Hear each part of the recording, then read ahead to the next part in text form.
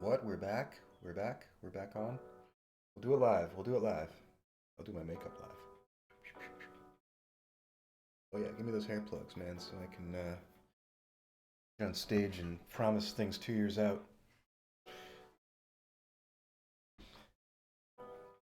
You know, I got that whitey, you know, thing. I got the right voice. I could do the whole grifting, techie thing. Sign me up. No, I'm still on that. Still harping on that, man. I'm sorry. I'm just what can I say? I'm annoyed by the ongoing continued existence of people like Elon Musk, who really should be run out of town on a rail when they act up, or at least occasionally spanked. But I guess he's a self-spanker, considering his unwise getting stuck in his investment in Twitter. Anyway, I beat on Elon a bit too much. I think a lot of people it's a bit cathartic in a way to realize that you know the genius is an idiot, or the emperor has no clothes. But I mean, God, it's been obvious for a while, guys. I suppose there's some pride in harping on that as well. So let's put that aside, shall we? Move on to the shit of the moment, which is, hey, good old Marlin. I was waiting for this to pass, and guess what? It did. So this is the linchpin to move on to the next thing. So let's move in. Let's take care of it. Um,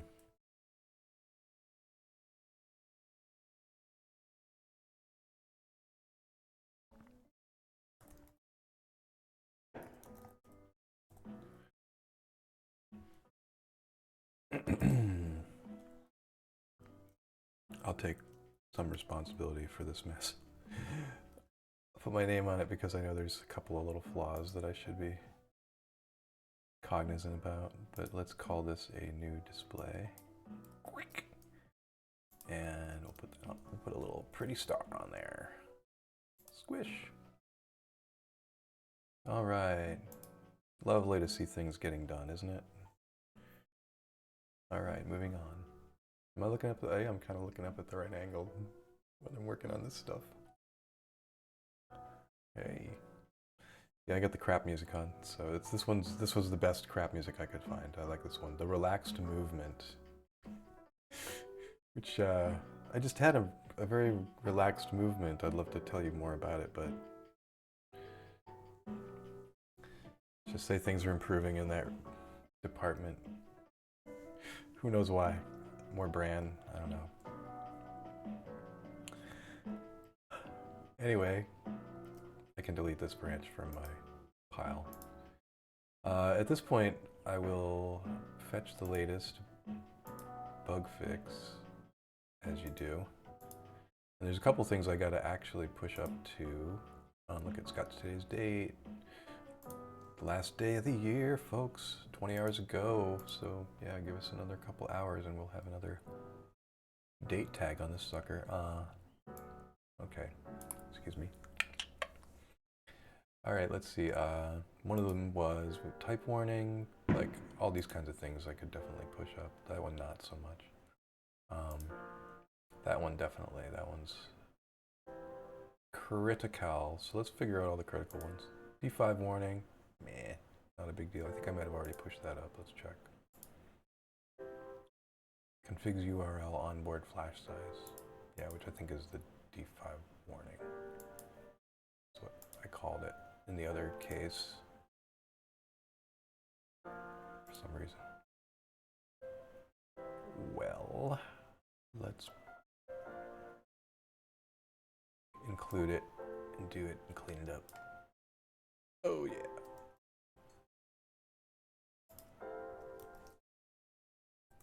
Knew there was going to be a conflict. Did I do that?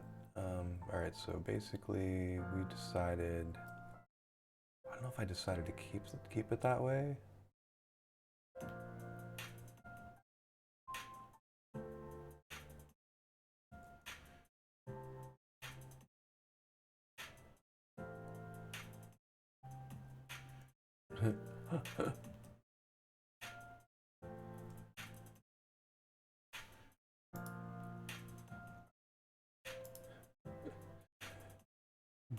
Basically, it's one of those harsh warnings, like don't use it, but it means, you know, if you know what you're doing, you'll use it.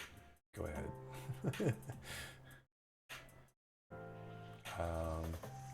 So let's consider that fine. Yeah, because that is specific to Flash, unless I'm completely confused. I hope not. You know, I hope I'm still cognizant this year. This is one of my New Year's resolutions, is to be more like alive. I've been very sleepy. I need to get out more, get more oxygen, and you know, more sunlight and all that. Travel the world. Who knows?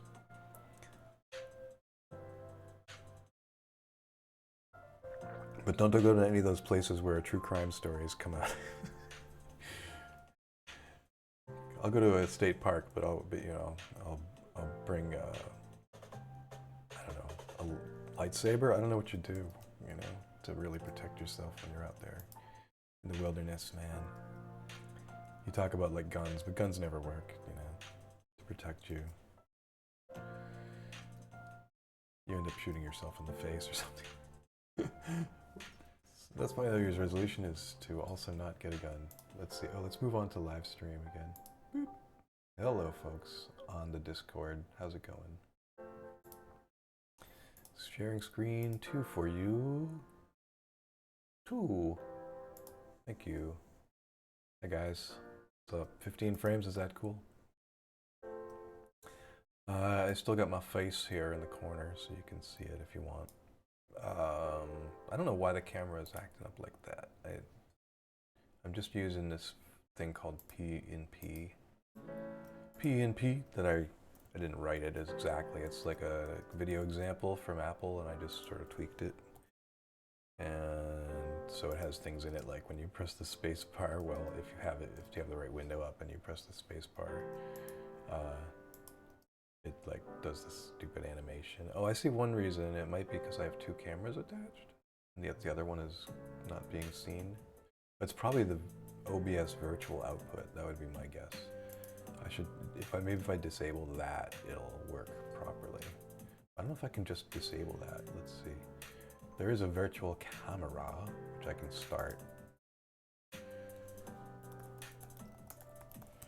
which maybe will just put me up twice. It'll like be double. That'd be funny. Haven't really played with this. Oh, what is it? Output type internal, scene, source. I can put up the fish as my virtual camera. Nothing's happening. All right, weird. Weird, man. I don't know.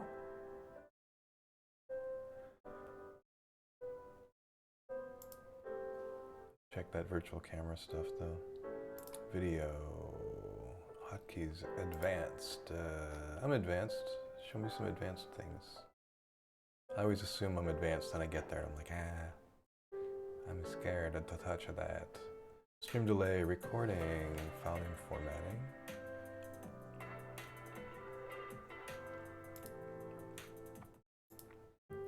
Hotkeys, video, audio. Yeah, no, I don't know. Stream in general.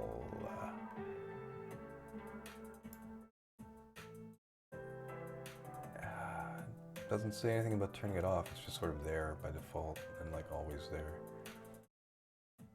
Which I mean is like, you know, a little show off, you guys. I mean, I know you like your feature, but you don't have to force us to have it all always on.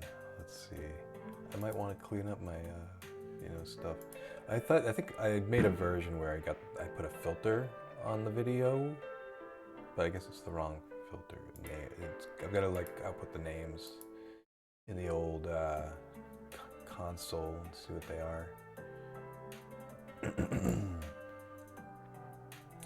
Enable browser source hardware acceleration. That's interesting. I wonder what that's about.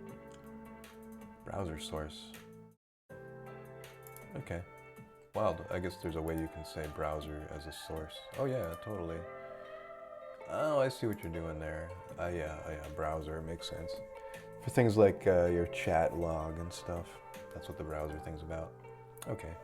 I'm getting to know my way around this software. Not this software, but OBS. Which I would put up on that screen, but no. It makes a mess. So anyway, let's stop the virtual camera. I don't know what the virtual camera was doing if it wasn't showing up here. Oh well, say what it is. Say what it is. So I'm gonna change the time on the Twitch stream though, because we actually did start at 9, not 6:30 this particular one. Because I had to have my snack, my constitutional. I'm gonna keep talking about, damn it. Let's see, Marlin Saturday broadcasting. Oh, I guess I can't edit the title right now. Right now. Well, assume it, let's pretend it started at 6:30. Whew. I'm getting long in the tooth. Let's move on. All right, so. That particular PR was a linchpin, as I was saying, for the others that are failing. So let's bring this up to date with a merge. And then I think this is pretty well done after that. I don't even know if I need to bother with the merge, but let's do it anyway. It's always nice to have something to test with that's simple.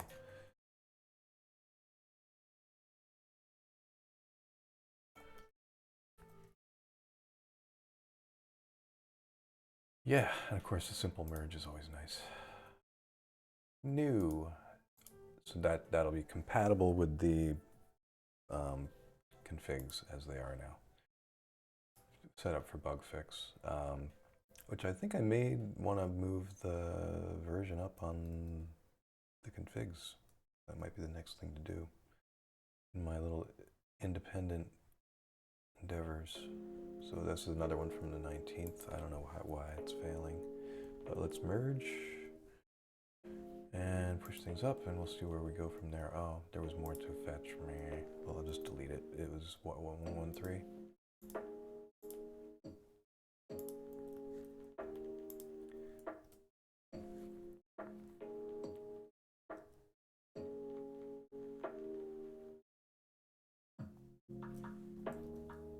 I believe we've all. I did all my. Oh, I didn't move my fetching. I always forget. All right.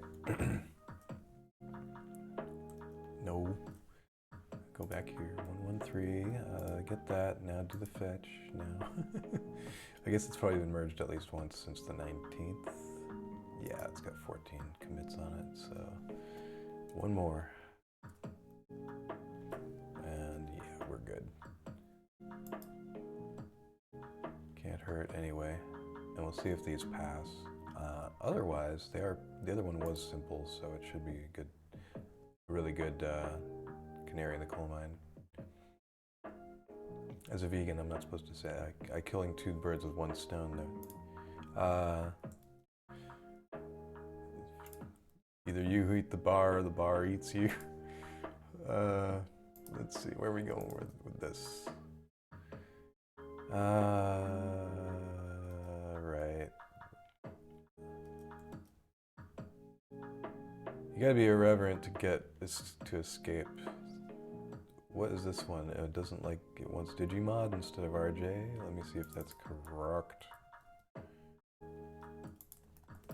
I never remember what Digimod does exactly.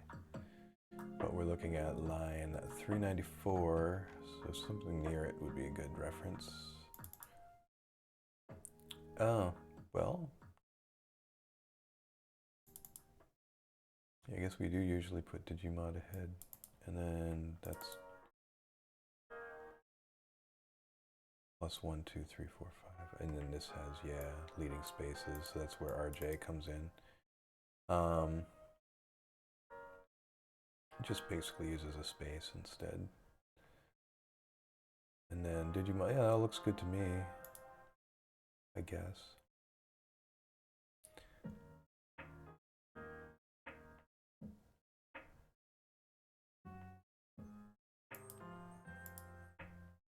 Okay, so that one's all good. Yeah, so basically these are these little string routines are really simplified, like super optimized little routines to turn numbers into strings, in-place strings that you can just use right away. But you can't use them in like printf, so they're kind of in a way a little bit useless because it overwrites the same pointer each time it's used. So, and I believe that the way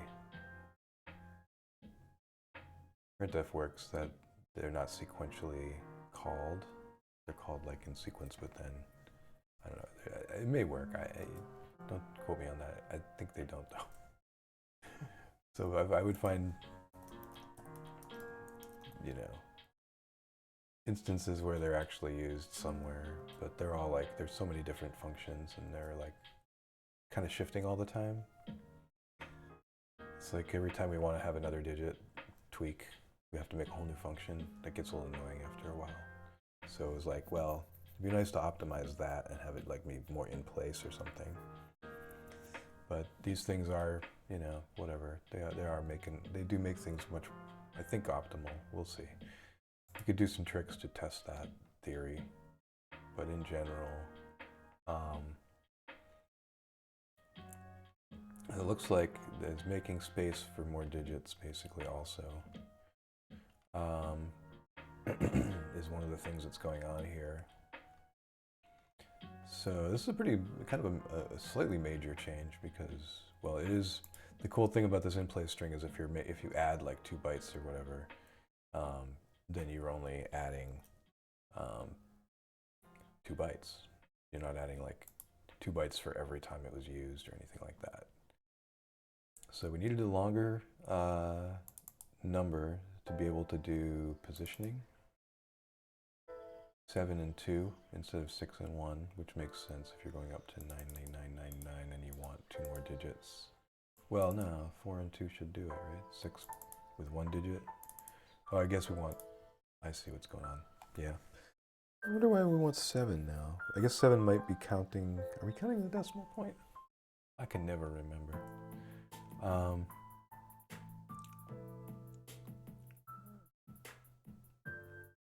Well, either way, this is how it looks. It's self-documenting code, right? Okay, so that's how that's gonna look. And so we just do need more space for that. And thus everything gets pushed up. Because we're returning like, we basically always leave the last byte 0 and just never touch it. We promise. In all these routines, and so that makes sure that, you know, and then we just return the part of the string that's up to the end. And so everything is composed up to the end of that string. It's kind of a roundabout way to do whatever. It saves like probably, I don't know, 1 cycle somewhere in each time it's used, but it's enough to make some difference, so that's how it's done that way. Very strange, but why not? And then, so for everything is basically ends up returning, like, except for this new thing, ends up having to change its return from whatever it was to something 1 larger, looks like, and everything moves up by 1. So, not too hard, not too hard.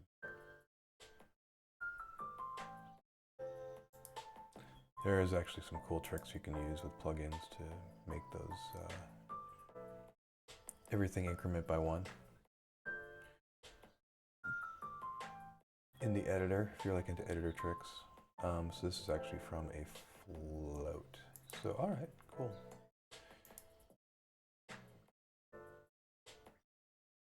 Restore Marlin 1.1x behavior on LCD. I like it. It's nice to have that classic thing. I like it. LCD and controller improvement. I love this kind of stuff. This makes me happy. Someone's looking out for the user experience.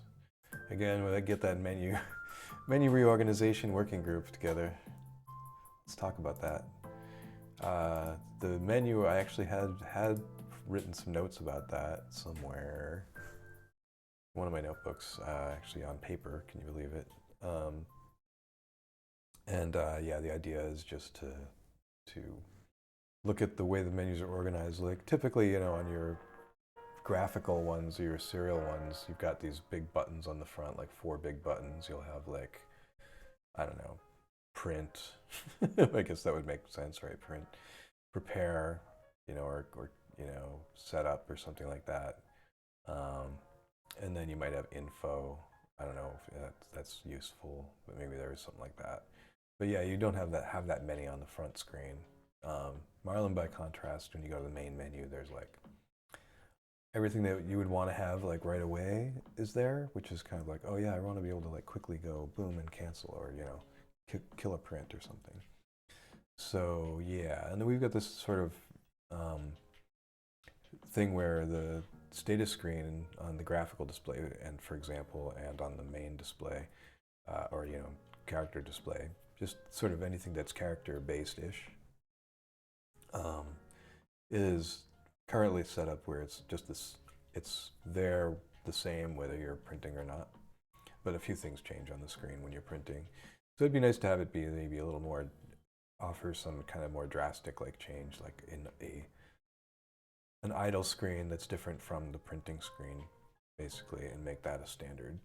Because that's kind of a lot of the displays have done that anyway, and so that wouldn't be bad to like kind of go that way. So we like consider some of those things. Idle screen would be more like a main menu,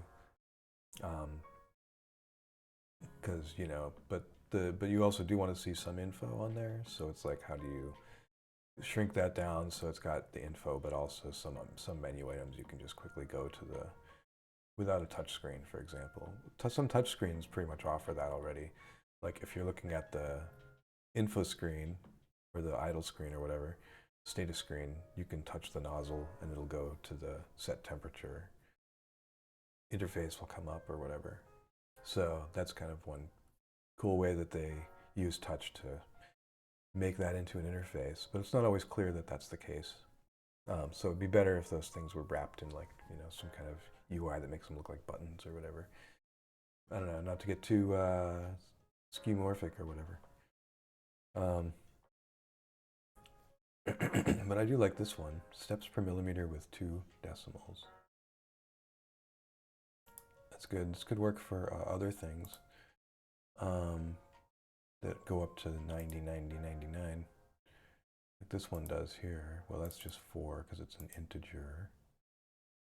That's a 51 sine. I don't know if that matters for M665. I mean, that's a belt length. Yeah. 1/10 of a millimeter is fine for you. 4.3 for this one. That's fine, right? So yeah, I guess most of them are pretty good. But yeah, anytime. So one thing that might be useful would be to have a single function that moves the decimal point around, and then does the digimod in the right place, and the others, and changes the amount to the right amount. So it would be like, 10 to the x power. But yeah, I'm not going to mess with that now. That's a concept, another concept. So this is a cool improvement. I like it. Even though it's going to cost a whole byte of memory. Everything else pretty much like that it's doing is like not more costly at all. Like this is the only bit that is that you have to have an entry in this menu edit item type, and so you have to have like a thing that calls it with the right type and everything. But other than that, it's just, it's a declaration. So then this is all clean and good. I know that's good. Menu item advanced is just using it. So yeah, I forgot that it was that simple, that it was declared and then it was done by that point. I remember seeing that there was a declaration and a definition. So this should just be called declare or whatever, but and then and I noticed that it was kind of archaic. We'd moved so many things into this new kind of menu system that we'd forgotten to get rid of the old vestiges. So I was able to pull that out, and so now this is all done in one place instead of having to be split up into multiple annoying places. So that's a little better, always good. I don't know how neat or helpful this kind of like layout is. We can always do better to document these things. This is actually somewhat of a fundamental thing, and so it's in menuitem.h, which is kind of a fundamental file. So you can kind of think of it as being, it's prominent in that sense that if you look at menu.h, you're probably there because you want to look at something prominent to the menu system. This very much is, although it could also be used in like a more extended way, because these are, you know, sort of standardized. If you wanted to use them for serial output or whatever, you'd follow that kind of pattern and use similar naming and stuff. Although, yeah, I don't know about the naming. It's about like how many digits before and after the decimal, which works out pretty well. Or total digits and then number after the decimal point. So 6-2 is 4 before and 2 after. That's kind of a weird convention. I don't remember how we settled on that, but there we are. 7-2, 5 before, 2 after, like that. And also right justified. Cool.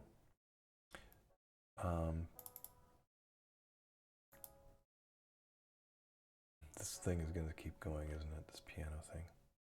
All right. Steps per millimeter, 2 decimal places. In case you need that fidelity, I think it doesn't hurt.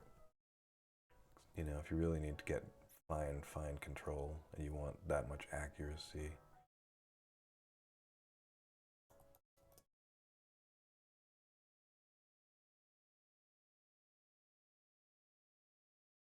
This is a Marlin UI thing.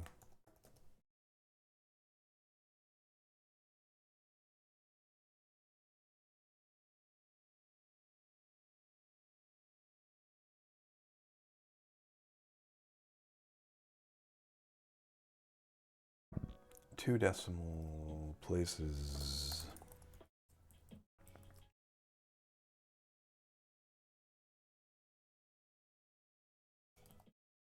So yeah, it's Marlin UI particularly. And we'll call this user experience improvement. For your users to experience things in an improved way. Oh, why did it bounce? Unbounce. Oh, go fail again. Come on, what? Now it's merged. It's like being really weird. GitHub's been a little bit squeaky lately. I'm not sure why. I think they're just making a lot of changes, and they figure nobody's going to be messing with GitHub on New Year's Eve. Why worry about changes messing with people on New Year's Eve? People are partying 3 hours to the end of the year. Well, some of us care so much about our project that we're here on New Year's Eve. Attach USB media. So I got to look more closely at this. So it's giving it a title for us to utilize. Oh, cool. That's cool. Yeah, of course. That's fucking super useful. It's an adult stream now. We're swearing up a storm. Here on Twitch.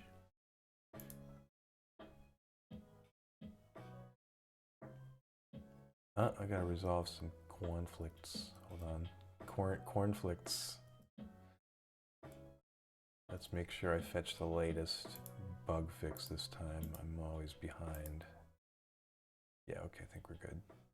Thank you again, Giuliano, another MVP for the year of 2022. I could name pretty much, if you look at this list of people who have been making commits, you go check it out. Check out the page. Here's a page I should show you. is the actual, like, you know, who has been doing the committing, and it has been less me this year, because I've been just trying to really keep up with the stuff. But look, who's the main person? It's Peter Ellens. Yes, Peter Ellens, totally.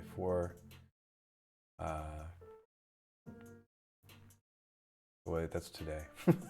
Okay, that's just today, man. Like, I'm sure it adds up. This is really, you know. Let's see. Look at the contributors are loading. Look at that, crunching this data. Look at all this stuff. So early, because of our early contributions, like I've made 8,000 commits, and I early on made a lot of, like, Andreas Hardtongue, 30,000. Activities tapered off in recent years, but Peter has been picking up, and he's up to that level now. 12,000 for Giuliano, so yeah, don't underestimate. Meanwhile, over in Insanity Automation Land, a lot, like, has been happening, and he's got a big pile of changes that I need to bring over, or I guess are being brought over slowly, which is great, because that's one of the big tasks we have, is just keeping up with the forks and helping them to, you know, help us, help them, help you, help us, bring everything over. I know some folks are, you know, have a difficulty with keeping in touch with this project and feeling that we're here and listening. Part of that is just I'm just like I'm swamped. So some days it's just like all I can do is put my head down and just work on the PRs, and then the day is gone. And it's like I don't want to be up all night communicating about it, and I just want to get away from it sometimes. So as you do, I want to make it kind of a 9 to 5 as much as possible, but it's a life choice. It's a lifestyle choice. You know, I do like having, you know, living in my workshop, so to speak. It's not that to me is my bliss. It's fine. I just need to get more workshoppy and enjoy it. My trouble is also that I'm just kind of in an unstable place. Like, the contributions have been steady and they've been holding, but the you know, I do need to move out of this place, and that's always a big hassle. And I don't look forward to, you know, being away from the project for the days or whatever it takes to get everything together and move all this stuff. And then what do you keep, what do you get rid of, you know, and how do you move it, and where am I going anyway in the first place? I've got about 6 months to figure that out. So, you know, help me out, keep your insights, you know, coming. I'm always helped by my friends in the community. So yeah, in recent times, the main folks have been also Victor Oliveira, big contributor in 2021, has been really busy this year, as has Jason. Tanguy, if I hope I've got that right, Tanguy, tan guy, that tan guy. He's always tanning. And let's see, of course, Marcio's got his own thing going on. He's got a fork of his own, and he occasionally contributes things here and there. Although it's under a different name now. It's and so yeah, as you look back to all the people who've contributed, you know, give them big plaudits. And, you know, my part is, like, I piggyback on a lot of their stuff. Like, I'm doing cleanup, and then my name goes on because I, you know, I extended it, but to some degree. But, you know, everyone who initiates things and brings things in needs to be considered and thought of. And interestingly enough, actually, right now I would say this range right here, 2011 to 2022, is fine, but I'd rather change it to a different range. So let's look, maybe if we can look at that. It looks like people. I don't know what people is about. So I will give you feedback soon. Insights. So we're back to insights and people. Okay. contributors, community. So contribution activity has been fairly steady over the month. And we can look over the last year and see how it's been. And you can see again, it's been like holding steady. There was a lot going on at the end of last year. We had another big release at that time. I think it might have been 2.0 itself. And there was a lot of breakage. But we got through that. And by March, things were steady. And yeah, things are holding. So right now, it's just been, I actually basically have been just really very much slower on bringing in pull requests, and I just want to approach the things bugs first, but then look at more methodical refactor of the motion system and some of those things, elements, and just and the EEPROM stuff especially as well, which I think deserves a look. And then there's the whole pile of the auto build Marlin and config stuff, migration stuff for future generations, and things like that to make it easier to migrate and so on. Right now, the changes from one version to another are pretty well covered by sanity checks, so you can count on those continuing forward as you do a build of something that has older settings in it. It'll tell you what you need to change, so you can count on that. Mostly I'll start doing that more as part of like my tools for building, but I would definitely improve the documentation as well. It's kind of like keeping up is tricky. But I've been adding to the the reprap G code page, keeping up with that, and in trying to keep that in sync with our stuff. That has always been kind of the de facto place, and others have tried to like make a clearinghouse for that, and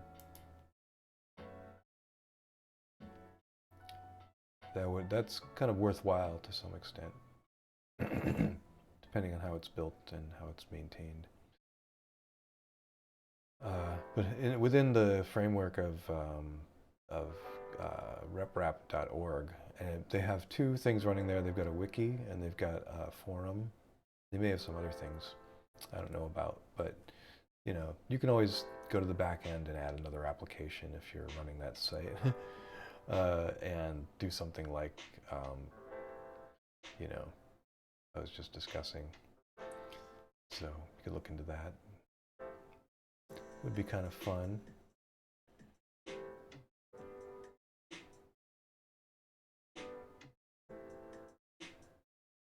So yeah, not seeing much about network graph. I don't know what that's about. Up, I hear Discordians discording. Hey, what's going on, Discordians? I have got the volume way up on this, so. And I should actually have my phone so I can hear you properly, but I'll just whack the volume way up on this. We'll see how that does.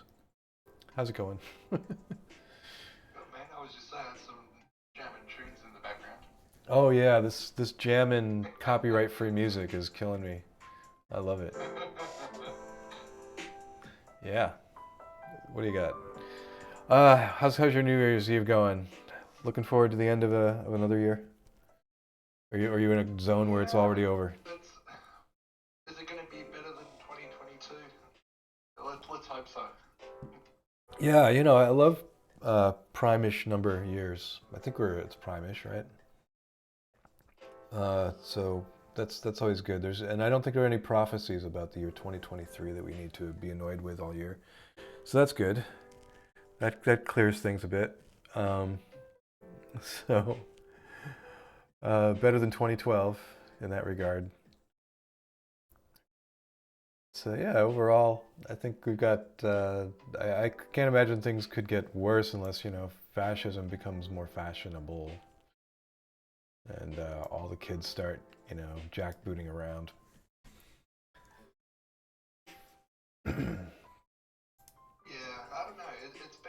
interesting year.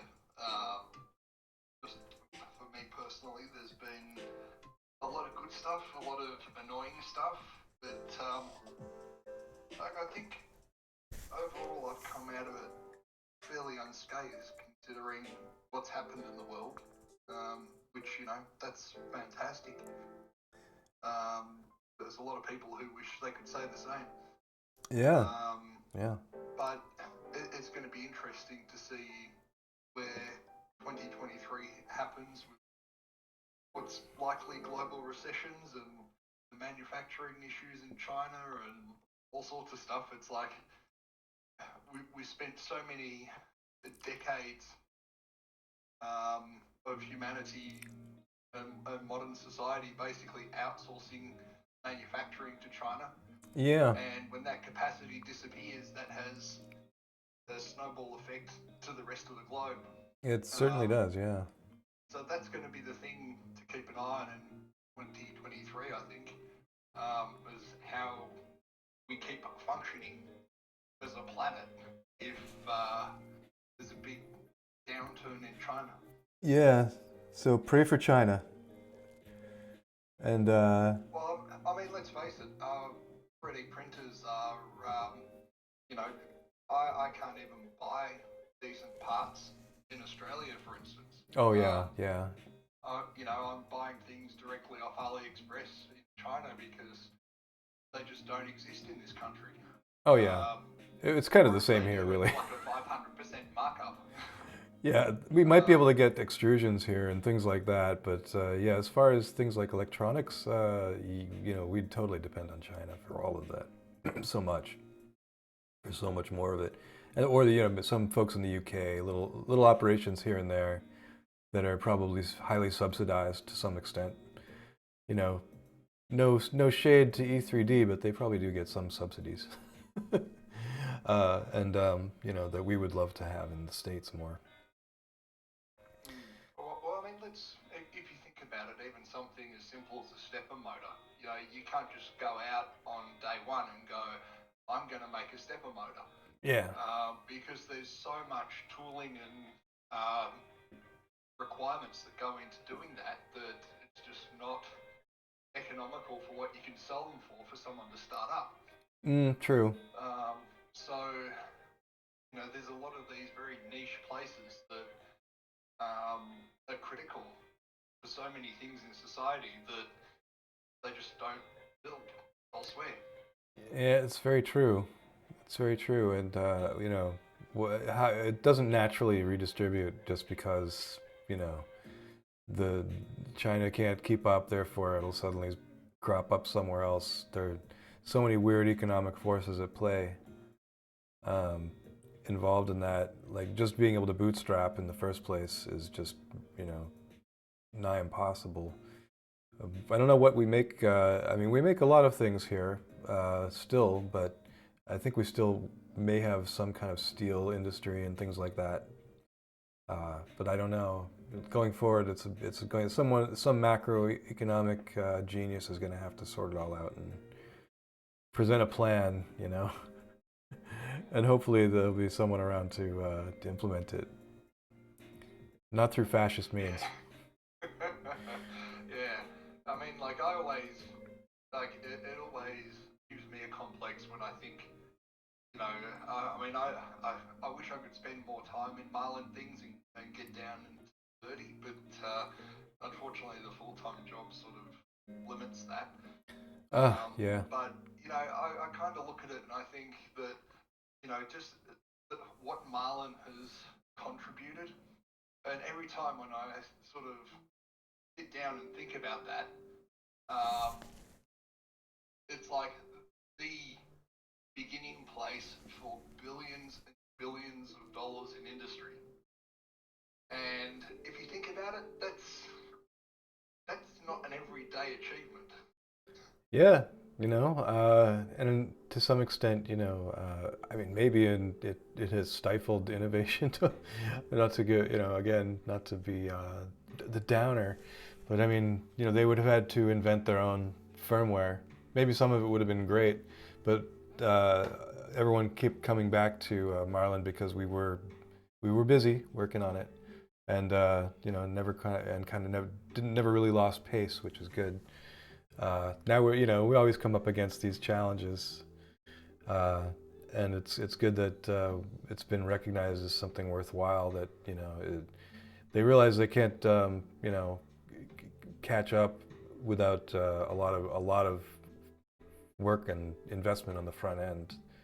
Um, and I don't know if how much the GPL has helped or not, but I think it probably has to a lot of. It's been, I felt in a way we've had to be a bit of a bully pulpit, and I've hated having to be in that position to be like, bad, you're violating the license, bad, like having to hit them with a stick. And I don't know what incentives I can offer except like it's good for you if you're if you play nice, because it just is. It's always better to play nice and play along well. GPL is what it was set up with, and if I could go back and say, well, let's make it MIT or BSD or something completely open where there's no restrictions and everybody can use it in any way. I don't know if we would have moved quickly or as much together, kind of, and had as much stuff come back to the original project if it had been that way. I don't know. I mean, I guess it works for some things. Like if you've got the big thing that's like BSD Unix or whatever, it's recognized as being, yeah, sure, do whatever you want with it, but there still is a core project there that people contribute back to and that is constantly being worked on. So, and no third party, or university is forced to contribute what they've done back if they don't want to, they don't feel like it. I um, mean, this is the thing. Like, I look at it and I think that um, I don't want to name drop companies because it's probably a bad thing to do because at the end of the day, there's many other examples. But I think if you get to a point when you're a multi-billion-dollar company in yourself, I would love for them to take some of that and give back to Marlin in general. you're right. And this is me and my wishful thinking, and it's probably contrary to capitalism and all the rest of it. But it would be good to have these guys as essentially a maintainer for their hardware within the Marlin ecosystem. So there's one point of contact and one person, or maybe multiple, depending on their size. Yeah, I'm Um, hoping to see more of that that. yeah, that as soon as the new latest and greatest Model X printer comes out, they're ready with a pull request to add full support with all the features for different options that they have, and basically try to get that going from day one. Yeah, that would And be I'd love to see ideal, that happen because right? day one supporting Marlin for a brand new printer that they do. Not only does it sort of, I mean, they've got to do that work anyway, right? Sure. Like they've got to have a printer that works. Yeah. Otherwise, they can't sell it. Yeah, Um, absolutely. so And then yeah, there's going to be some end of life time, and then then support will move on. They'll drop support, and people will still have these machines, and they'll want to have some future life with them. But I know there's a certain incentive in having things have an end of life and a planned obsolescence, where there is no, you can no longer upgrade them or make them better or whatever because you can't get firmware or whatever. But I don't know. I agree that it would be great and so ideal if I think what happened early was expected GitHub to be this obvious thing. Well, if you want to contribute, all you have to do is just use GitHub and it's there. It's just make a pull request. It's not that hard. Um, but there's this whole other side of it, which is getting that awareness out that how do you approach the project itself? Who do you talk to? And if you want to work that out, and I don't know what details there are to work out, but I think people want to able to approach it in some way like that, to have a face or a name or a way or just a contact point to be able to start to make those contributions. So I've tried to set it up as much as possible within like Discord and stuff. And we do actually have some of our best contact points for like Chinese companies are through Discord, strangely enough, and others are through things like Twitter, just through weird direct messaging. So, and then a couple emails here and there, but mostly through these kinds of things because once we start collaborating, it's like we're going to be there anyway. So, let's get together on Discord and talk about it right away. Well, I But think kind of the status quo at the moment excuse me, has been that manufacturer X releases printer Y, and then it's essentially abandoned from that point on. yeah, yeah, Um, yeah, and that's difficult because it's like it puts the burden on supporting the customers essentially to us. yeah, And sure, at that point, it's like it doesn't do them any favors, and it certainly doesn't do their customers any favor. right, Because okay, yes, 3D printers are kind of cheap these days, right, but right. what we've noticed is that as things become a little bit more refined, the prices are going up again, Mm. and you can easily go out and throw $1,000 US on a relatively low level spec machine, like not what you would consider a commercial quality system, and it will be pretty good, but then Yeah. you're on your own. Well, if I had a Like thousand, you buy that physical hardware and you're on your own at that point. I think a lot of folks, if they had a thousand, their best bet would be to, you know, get a bamboo printer, since that's what it's going for, and which seems to have a, a, a good eye towards things like repairability and being able to get parts and easily, and also making it simple, but at the same time, also smart. So, Yeah, because I uh, think at some point when you get to a price point, you kind of expect it to work for longer than a month or something yeah, like that before you go, oh, I need to do this. yeah, And yeah, that's for this sure. could be a very simple kind of thing. Like, okay, I remember when the Ender 3s first started coming out, and like you couldn't do a filament change, or even just sort of some very basic issues like that. If you're still paying $500,000 for a printer, you want to have those kind of things, and there's going to be the occasional bit here and there where you go, I'd like feature X to work. It's probably a new feature within Marlin. Like, let's say input shaping, for example. And you go, well, I would like my $500 printer to do that. And it should be fairly easy to do if the manufacturer has done that initial steps of getting their printer supported. Yeah, yeah, absolutely. Which, would give these things a much longer lifetime and a much better reception to the people who want to buy them. Yeah, and it is, Um, if their expectation is that it will, eventually they're going to switch over to open source Marlin or whatever, uh, then it's ultimately better to, have that way prepared anyway, and make it so that it's an official part of that ecosystem.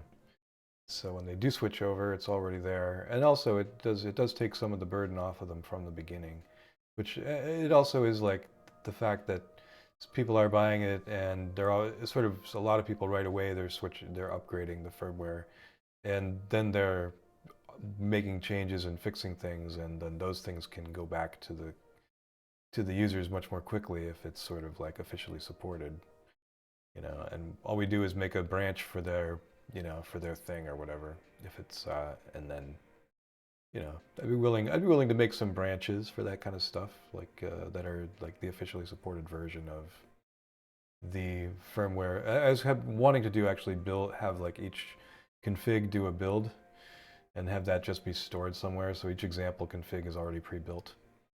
Uh, which I already kind of am doing anyway. But The downside with that is you get to the point where, and I guess this is more of a structural thing, and I don't know whether we can overhaul it a lot in code over a long term or not. But the problem you get is if you just do the build for the default config, straight away you get someone that adds one piece, and then all of sure. a sudden that firmware doesn't work for them anymore. Oh, sure. So Right. it So makes me wonder forcing if them to have the config helps. yeah, but it makes me wonder. I've been sort of thinking about this quite a bit. Not that I'm going to be able to do anything on it, but how we can best serve users by essentially building more features in, but allowing them to be disabled. Right. Sure. And then, okay, you want this option, well, just, instead of it's a case of redo the config, rebuild the system, or rebuild the firmware, flash it, it becomes more of this is already present, Right. but you can completely disable its functionality. Right. Well, I know a lot of that is like, for example, being able to switch from a delta to a Cartesian. A firmware that's set up to do that is kind of already expecting you to have a fairly robust 32-bit board Yeah. with a certain amount of overhead or memory, freedom and space and stuff. So, like, And I know we this is can't exactly relatively new thing duplicate because, everything that RepRap firmware does. Like, I know we can't quite duplicate that, but I know we can do a lot more things and make them, turn on the option to have something become configurable rather than have you force you to rebuild every time. There's a number of options that are only, they're only constant because it just makes it more optimal. And it would be, and when you have a 32-bit board, that doesn't matter as much. So it's like, like my ultimate example about this is the micro switch based filament runout sensor. right, Because you need to know in advance if it's pull up, pull down, if it's active high or active low. oh yeah, all that. And logically, those things are very tiny steps that could all be behind a configuration flag that you say, my filament sensor is, an EPROM setting or something like that, where you say my filament sensor is a micro switch, it is active high, as in it goes high when there's no filament, and you need it to pull up. Right. And all those are basically if-else statements. And at the moment, every single change you make is a rebuild of the firmware to do it. And it's like that could be a couple of menu options, and that would save so much hassle for people who can't get their filaments working. There's a lot of people who just end up disabling them because it's too hard. They can't figure out which way it is. And yeah, something like that. Yeah, this needs to be finished and merged. It's been kind of languishing, but it's mostly there. I'm just afraid to touch it, but we're at the point right now where I'm we're just on a release, so it's time to merge all the stuff that might break things and get it tested in bug fix. Because this is the thing, once we get these things that are just fairly simple pain points out of the way, then it's a case of you document your way out of the problems. Yeah. And by having a menu that says, the 2 or 3 options that you've got, which, let's face it, if you have to go through and test each particular one to figure out what works with your sensor, and I know there's people like you and me that could figure it out in a few seconds, but they're not Right, the people, right. we're not the people having problems. Yep. Absolutely. And if you can, I imagine this is a Marlin UI thing or something along those lines, where there's a menu option to configure it, and it says that like your current sensor status is high, and from there people can configure what it should be, try and figure that out. Mm-hmm. And then, like we could document what that actually means, point people to it. But if you have bad luck in setting it all up in the first place, then essentially you're up to like 4 or 5 different firmware builds just tweaking that one option to see what works for you. Yeah. Or rewiring the plug, or all these different things that it's like these are sort of the rough warts that are basically traps for the end users. Yeah, I can see that. Yeah, making it more obvious. Always a trick. Where do we make it more obvious? Oh, so much documentation to write as well. This thing still has, options for pull up, pull down, so I don't think it's as fully configurable as as everything could be, but it does definitely have. It looks like it's making the filament runout state configurable, and some other things. So that's pretty cool. Basically it's implementing M591, which is probably mirroring what RepRap firmware does, and moving M4112 out, and making it an alias for it. So yeah, it's pretty cool. It does filament runout sensor, runout enabled, runout distance, runout mode, the difference between the number of runout sensors, but the rotary encoder ones, yeah, and the micro switch ones. right. Like, I would love to see one thing where all of that gets moved in and becomes a configurable, because that would cover just about every single machine that has a filament sensor that's been created in, I don't know, the last 5 years. Yeah, so there it is. It's P. So it puts M591P in place, which would give us the mode. The mode to change from those, but it doesn't. You still have to configure the pin that's going to be used. It looks like maybe. It's still hard coded. You have to do that anyway. Yeah, so it's close. Gets us most of the way there, so that's all right. So yeah, I just need to merge this and get it tested. So I would say I'm gonna just go forward with this if it doesn't otherwise disrupt things, because how many people have runout sensors? A lot.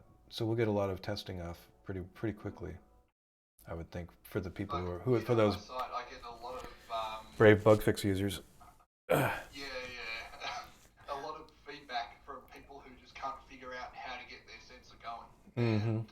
And there's a lot of people that make their own from, like, they retire their Z-stop when they move to a BL Touch, and then they'll reuse that micro switch as a basic filament runout sensor. Yeah, and might as well. That's a good enough use for it, really. Sure. You print. I mean, I did that for a while when I was first into 3D printing a long time ago. Oh, it feels like it's probably not. Probably only about 3 years at this point. Yeah, that's a long time in this industry. Well, yeah. And there's a lot of people that just don't quite get the concepts of what they built versus what they're supposed to configure. Right. And yeah. it would be so much easier to hide that behind a single menu that gives you all these different things. And I get posts about it on the forums on my site quite regularly from people who have put the filament sensor, or they've acquired a random one from some kind of eBay shop or wherever else. Right. And of course, none of them are wired the same. So it's a trial and error thing of going through and like, how would you debug this if you don't have a terminal into the printer, for instance? Yeah. So if you're not running Octoprint or something along those lines, and you don't have that, how do you debug why your new filament sensor is not working? And the reality is you can't really do it. You can only configure it, build a firmware, flash it to see if it works. Yeah. And then do that 4 or 5 what's happening. Right, right. And, right now it'd be great to be able to just run this. So, yeah, I think this will be a good thing to have then, and we can keep refining it from here. So thanks for bringing that up. As I'm going through these PRs, I want to prioritize the ones that everyone's got to be in their bonnet about. Sounds like this one and other things in this same realm are definitely a Well, I'm not good thing to think 100% about sure going it's a forward. bee in the bonnet type thing, but I think it's definitely going to make end users' life easier. Yeah, yeah, yeah. Um, and like that's That's what what I I would mean like generally. to do. Yeah, that's definitely where the bees in my brain are. Is just all about cleaning up the menus, making things easier to find, just making things more discoverable, simplifying configuration where possible, and you know, uh, and then making the initial experience for like when you get the example config, just have it be as ready as possible and not you don't have to mess with it too much to get it where you And I need do it to know for be. this filament sensor part that is very much an edge case, Yeah. and like it's not a huge functionality thing within Marlin, but it trips up so many people. Mm. Um, and especially, you could see from the comments in that PR that a lot of it is, you can have this combination or this combination. It could be normally open, could be normally closed, could be, Right. and I don't think any of the manufacturers have really hit a standard on that. Um, Right. so it's sort of impossible to predict what it should be. Yeah. I mean, I guess we've always gone with like, well, if it's optical, it's probably normally open, and then if it's a leaf switch, it's probably normally closed. But you can't guarantee that. That's for sure. It depends on how it's soldered as well. Some of them they're both. Yeah, Some I of those mean, switches are I both. have my preference because I like it that if the cable fails or you have a problem with the plug or something like that between the sensor and the actual printer itself, that it also triggers a run out Mm-hmm. because it means at that point your sensor is broken. Uh huh. But Yeah. I think that has to be configured as a pull up with normally. I actually can't remember off the top of my head now. Pull up would Um, be normally closed, I would think, or normally well, maybe normally open. Doesn't really matter. Uh, yeah, it has more to do with the expect the how the switch itself is wired, but yeah, like we've got so many. Actually, it's interesting how many things we've got in Marlin just to mitigate things like end stops. You've got your threshold. You've got which is essentially just a big debounce. Uh, then you've got interrupts versus polling versus all these other is things anyone to. is anyone still stuck doing polling these days? I guess anyone who has wired them up to a pin that can't, that's got an interrupt conflict or something might have to I deal with remember that. we had the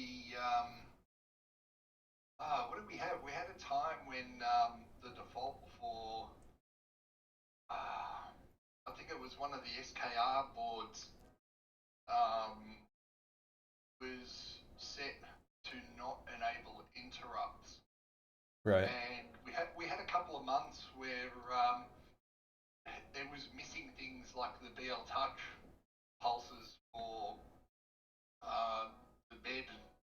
When it hit the bed, the pulse Oh. from the BL Touch was being missed because it was in polling mode instead of interrupts. Oh yeah, we gotta definitely make sure And that that's handled. I mean, that was fixed.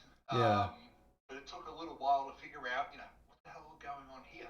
Yeah. Um, and like you could sort of work around it by using the software mode Huh. on the BL Touch, because that would give it that longer pulse Yeah. um, It, and sort of less likely to miss it, but you also lose out on accuracy that way as well. why don't they have a Um, latched pulse? Why? yeah, They well, should latch it, man. Latch it yeah, until we I've read never it. understood that. Yeah, that does not Uh, make sense. Does not make sense. There's, but I guess One thing we could do is just, I mean, I'm surprised actually if that's the case that we don't have a warning about it, uh, saying, you know, when you go to build Marlin, you should have in-stop interrupts enabled for BL Touch, or else Yeah, bad things will that would happen. be a that would actually be a good thing to put Um, in there as a sanity check, I guess. yeah, it can't I hurt. mean, it could be a warning because at the end of the day, you might be running up on a processor that's fast enough to be able to do all that stuff, or you Yeah, might not be, and you end up jackhammering your bed. yeah. I mean, I don't trust it either way. You know, there's always Yeah, that chance you'll just happen to miss it for some odd reason, a hiccup or yeah. a cosmic ray. I don't know, but uh, Well, the good thing is I've never had a bed strike with using interrupts. Well, not unless I've done something stupid. mm, But I've certainly driven a nozzle into a bed a number of times, and it's always the brand new build plate that you just put on there, and you're realigning everything, adjusting your Z offset, and all that kind of stuff. And yeah, you end up pile driving the nozzle straight into the brand new bed, and either taking a chip out of it or putting a nice ding in the build plate. so I'm almost just inclined to say, what, you don't have in-stop interrupts enabled? Just enable it if you can, because it's better. Uh, as a general warning. Well, the good thing is, like, I don't know if anyone actually builds a board these days that doesn't support the end-stop interrupts. Yeah, I think that makes sense Um, then.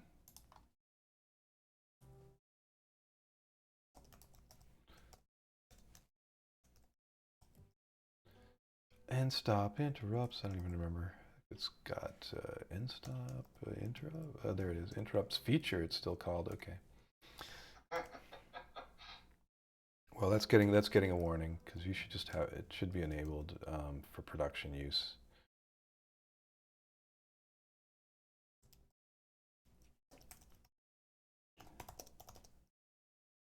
Enabled for unless you have no choice. production use, unless if possible anyway. Which it is. Hmm. It's not. That is just a quarter in your pocket, folks. Um, so turn on in-step interrupts.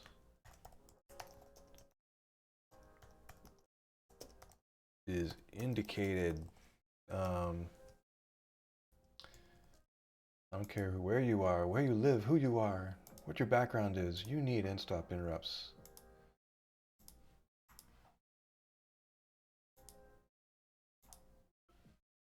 And I don't know how. I guess we don't have that granularly applied to particular in-stops, do we? Oh, I guess it does say. No, I don't think so. It's just like if any of them aren't capable, then you can't use it at all. Sorry.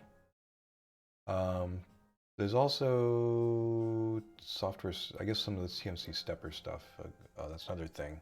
Another fun complication, which I guess maybe it doesn't matter, but whatever. Uh, Well, this is the thing. Like, I think yes, there are a couple of AVR boards still around, but I kind of think that they're the minority being built these days. I mean, there's still plenty of them out there, but I think that number's becoming less and less as time goes by. The percentage of Marlin users. yeah, I'm sure that's the case.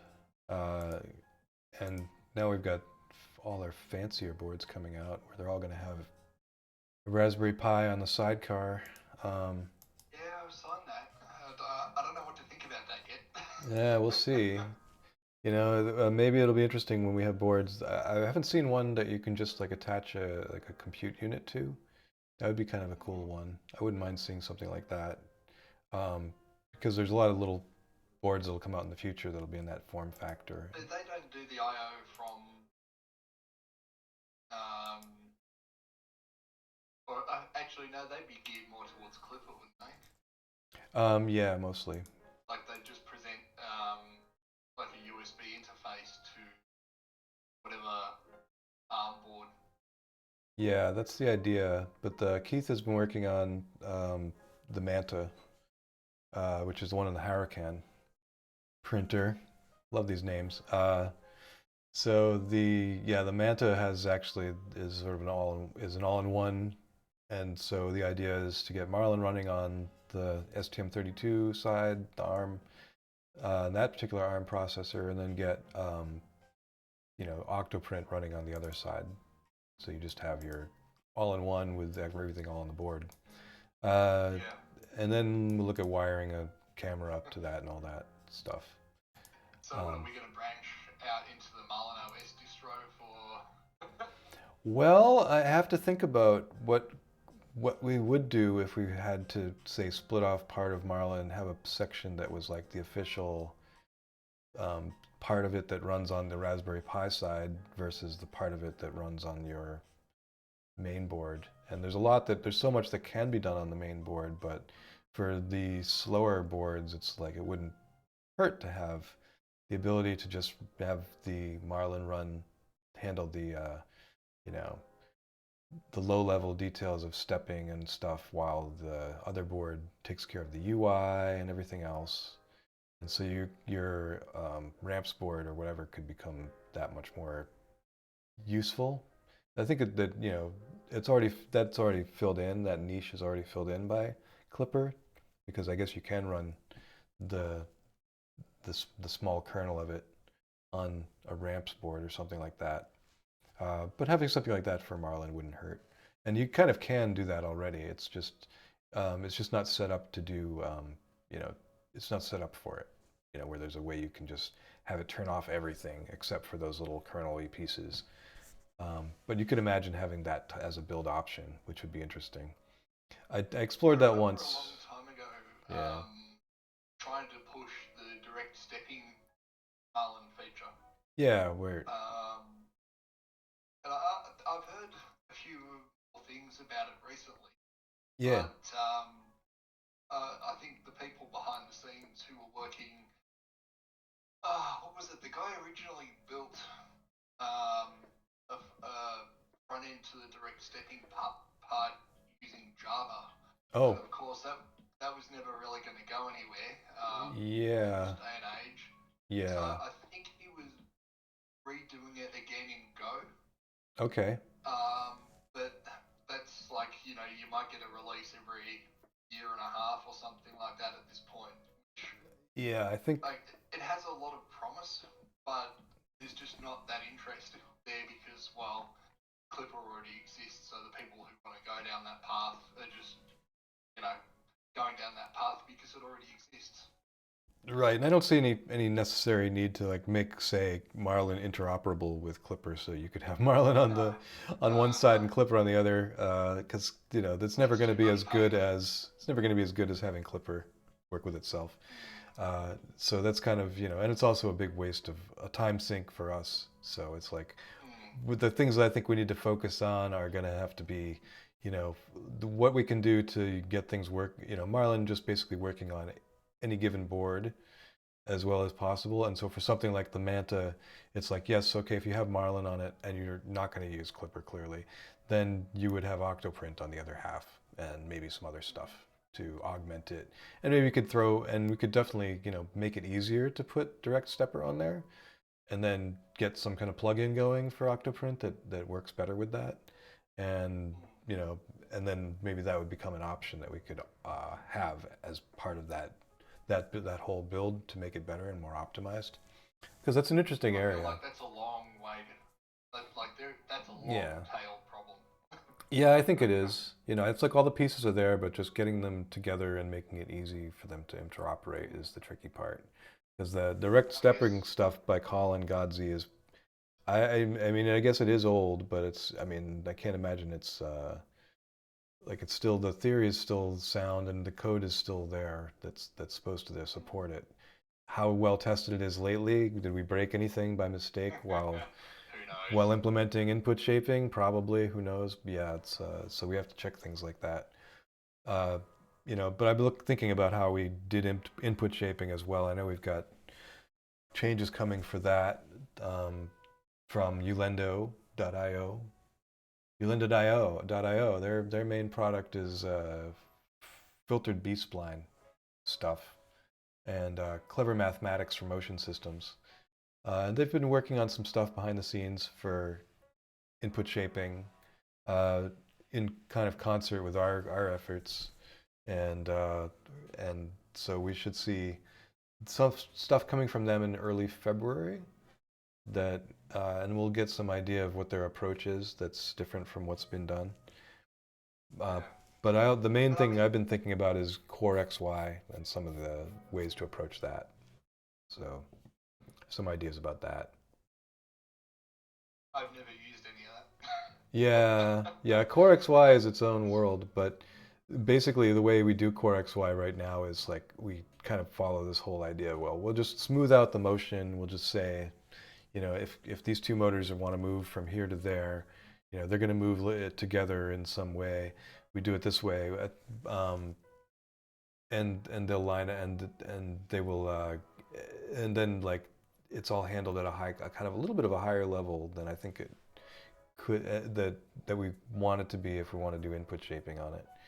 We could take it and split it up so that it's like at the lowest. The core XY part happens at the last possible moment, at the moment of stepping. But that gets weird in its own way. Yeah. So But the uh, other part is like this is the kind of stuff that you're talking a couple of handfuls, but the people actually truly understand it. yeah, yeah, Uh, so yeah, yeah. it's that little That's the black world. magic part. That's the unfortunate realm I'm going to be in with like these streams for this year. Is I'm going to be really in the weeds with the motion system a lot. Uh, Hopefully, maybe that'll get some insights going. But the yeah, it's going to be a lot of looking at code that I don't quite understand and trying to make some sense of it. And a lot of it is this ad hoc stuff. Like we've got S curve acceleration, and when it's turned on, following the flow of how the code goes to get that X curve in there is like,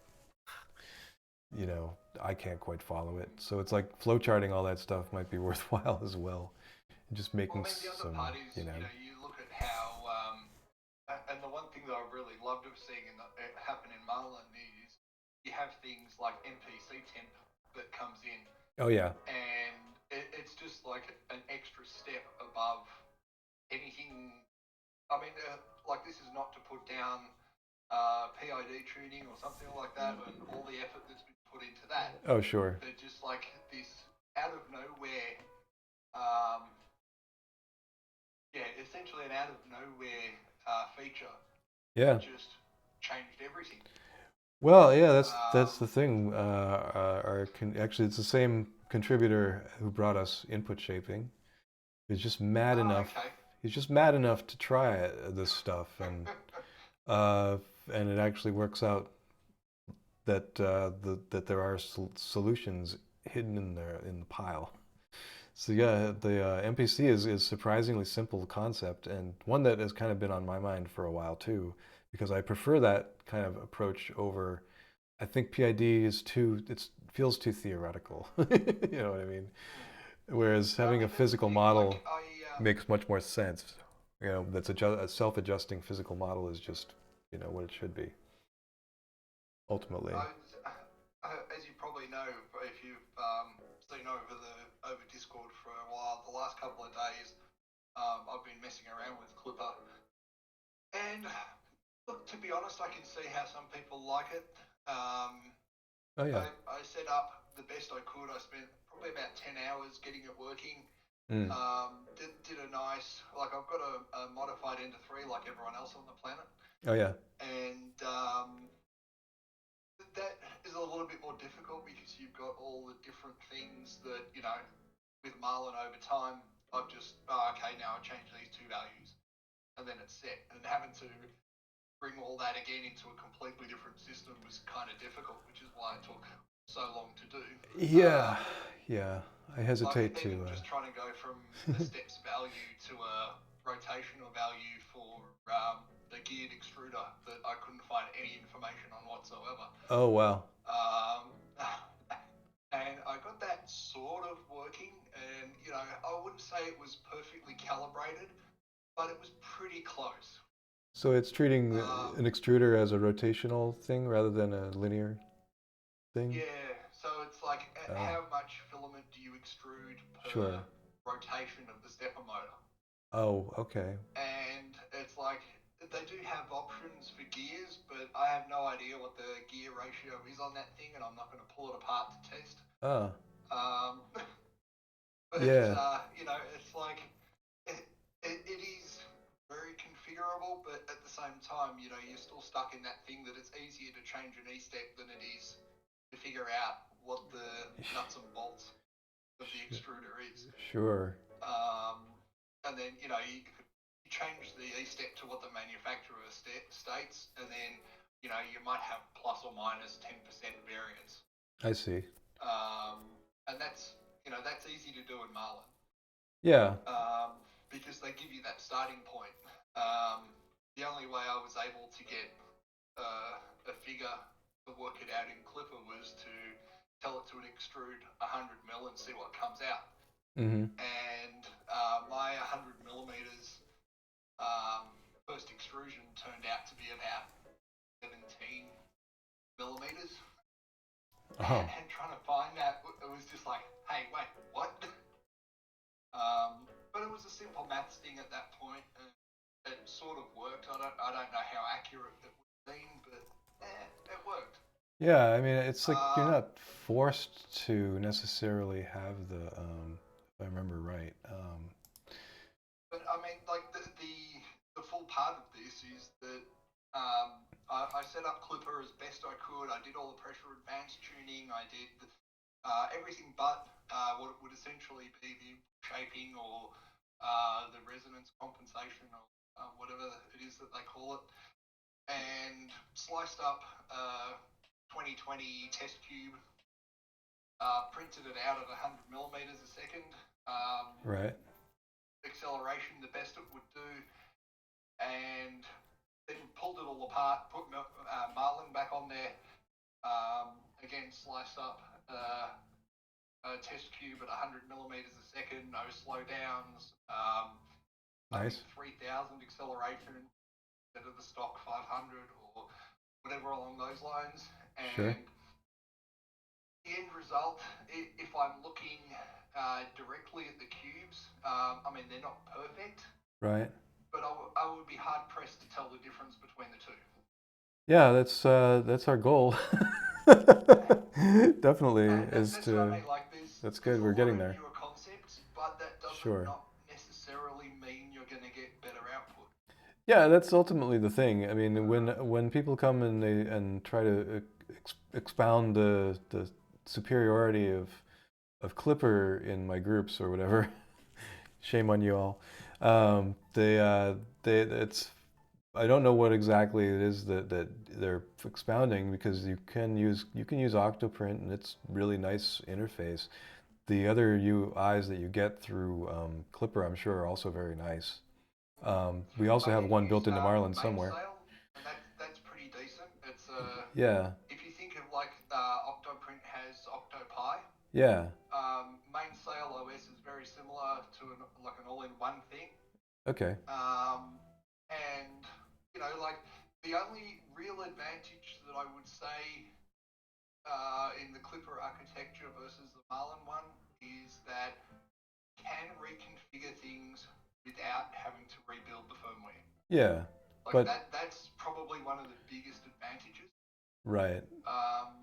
But at the same time, it means you have to run this whole stack of stuff as well. Yeah, I mean that's Not that that's some. a bad thing, because let's face it, a Pi 4 has way more power than needed to do something like that. Yeah, But that would be the main advantage.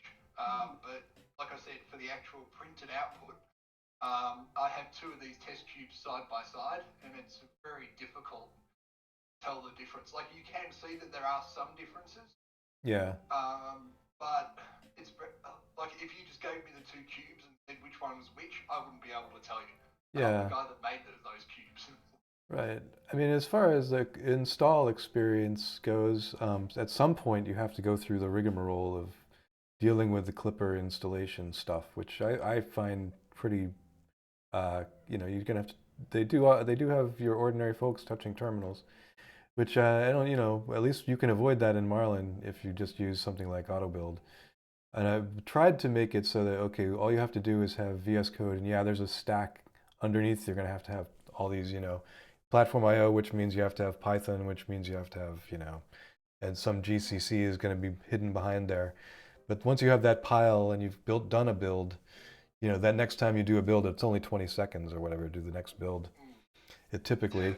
So I don't feel like, at some point that hassle is like you've gone through it once and okay, now you've dealt with it, and your next builds are so much easier. Whereas with Right. the next time you want to upgrade to the new version of Clipper, you're going to have to go through more rigmarole, probably more terminal stuff. So they haven't really refined it to the point where it's, completely, user friendly and you just download the usual DMG installer and drag and drop and you're done. And it can never quite be there because we are flashing onto a board and in the case of Clipper, two boards at least. Um, Yeah. and maybe you have to also hook up an accelerometer and all that stuff and Mm. get a camera that has a particular ribbon cable for connecting to your Pi and so forth. But Um, like that's the thing. Like I've been doing this for, like I said, about 3 years now, and I'm at the point where I would be comfortable doing that. But it's people like me that are not the people getting into 3D printing who are the ones that struggle the most. sure. I mean, you know the website that I do, and Yeah. that my main goal there is to just lower that barrier to entry, to make it as simple as possible for people to do what they need to do. And I thought one of the biggest things there is to get rid of the entire build environment that the user has to play with. Um, and you could argue that's working. You could argue it's not working. Uh, Yeah. but I would really love for the day that I can shut down my site is no longer required because it's so easy for people to do. Yeah. Um, Yeah. but it's like that's a long problem to fix as well, because how do you inherently fix a technical problem for non-technical people? Yeah, precisely. Uh, And there are different it's approaches that have been taken. If you look at like say TH3D firmware, as their approach to it is to make a unified configuration that then basically just enables behind the scenes the options that would normally be enabled, and wraps a lot of stuff in if-defs and stuff like that, so that the configurations are, and each one is prepared per version. um, and then they're also set up, and tested, and in a sense, somewhat certified, which is a nice approach. But it's it's still taking that manual approach. Someone, if they want to go and tweak it, they have to go in. They still have to edit some config file somewhere. It may be a simplified. yeah, It may be simplified, but it's still that same approach where you're commenting, uncommenting, or changing a value of something in a text file. Uh, yeah. and the And number I of think options that's one of multiplying the is design the goals that I yeah. tried to get away from right from the start, being that um, like the builder interface, I think, is probably one of the best projects that personally I've ever written. Yeah. But under the scenes, behind the scenes, that does try and have some kind of knowledge of the configuration file to be able to go through and say, you know, what is this value and what should it be, and Yeah. then extract all that information and display it in a way that Joe Blow can understand it. Yeah. And we now at And least sometimes that's not easy either. Like there's a lot of things that I want to do, yeah. but it would require building in a way to understand the logic in a C header file. Mm-hmm. And some of that is just not possible. Uh, Without I not in a way that I found anyway. I got well, you're using JavaScript, so you have the similar advantage to what I did with my approach with um, the configuration editor stuff, which isn't quite there yet. I've still, you always run into that last 10% is the 90% that's the hardest. Uh, Yeah. But figuring out having this stuff interpreted and know that when you enable something, certain things, other things should appear or disappear. I basically just converted the stuff that was written in C preprocessor into JavaScript, and then so if it's say enabled this, that, the other, which are these plain text strings, I wrap those into quotes and then I put commas between them and I call a function called enabled. And so an event and all the logic operators like double ampersand and stuff, they all work in JavaScript. So I can just call them with eval, and it does the eval and it evaluates everything correctly. And to do things like figure out if something is enabled, well, it just has to call the thing that figures out if it's enabled, which looks at the data structure that has processed this and figures that out. And so there's a lot of like that going on. The main challenge was I have to also look at like, is something enabled in configuration.h when I want to have it appear or disappear inside of configuration adv.h. So there has to be a backend behind that's kind of combined everything together. So that's one of the challenges I found here. But otherwise, The thing with once my you've got it all approach, combined, it's pretty. The logic is pretty sound. It works pretty well. yeah, I mean, I've got to. I don't have any auto magic to do any of those kind of things. So the groups and some of the dependencies are basically just done by me, knowing that like you shouldn't show the BL touch options, for instance, if you don't have a BL touch selected, and just basic level stuff like that. Um, Right. but I haven't found a nice way to try and be able to do all that stuff auto magically, because then you're into HTML templates and a whole lot of stuff that becomes difficult right from the start. Yeah.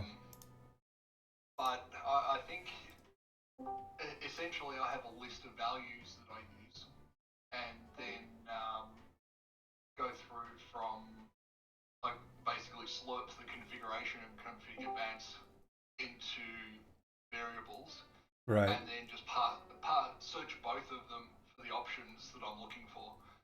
And so every time I add a new functionality to the online builder, um, I'll search for that variable, and it'll either be like a binary on-off, Right.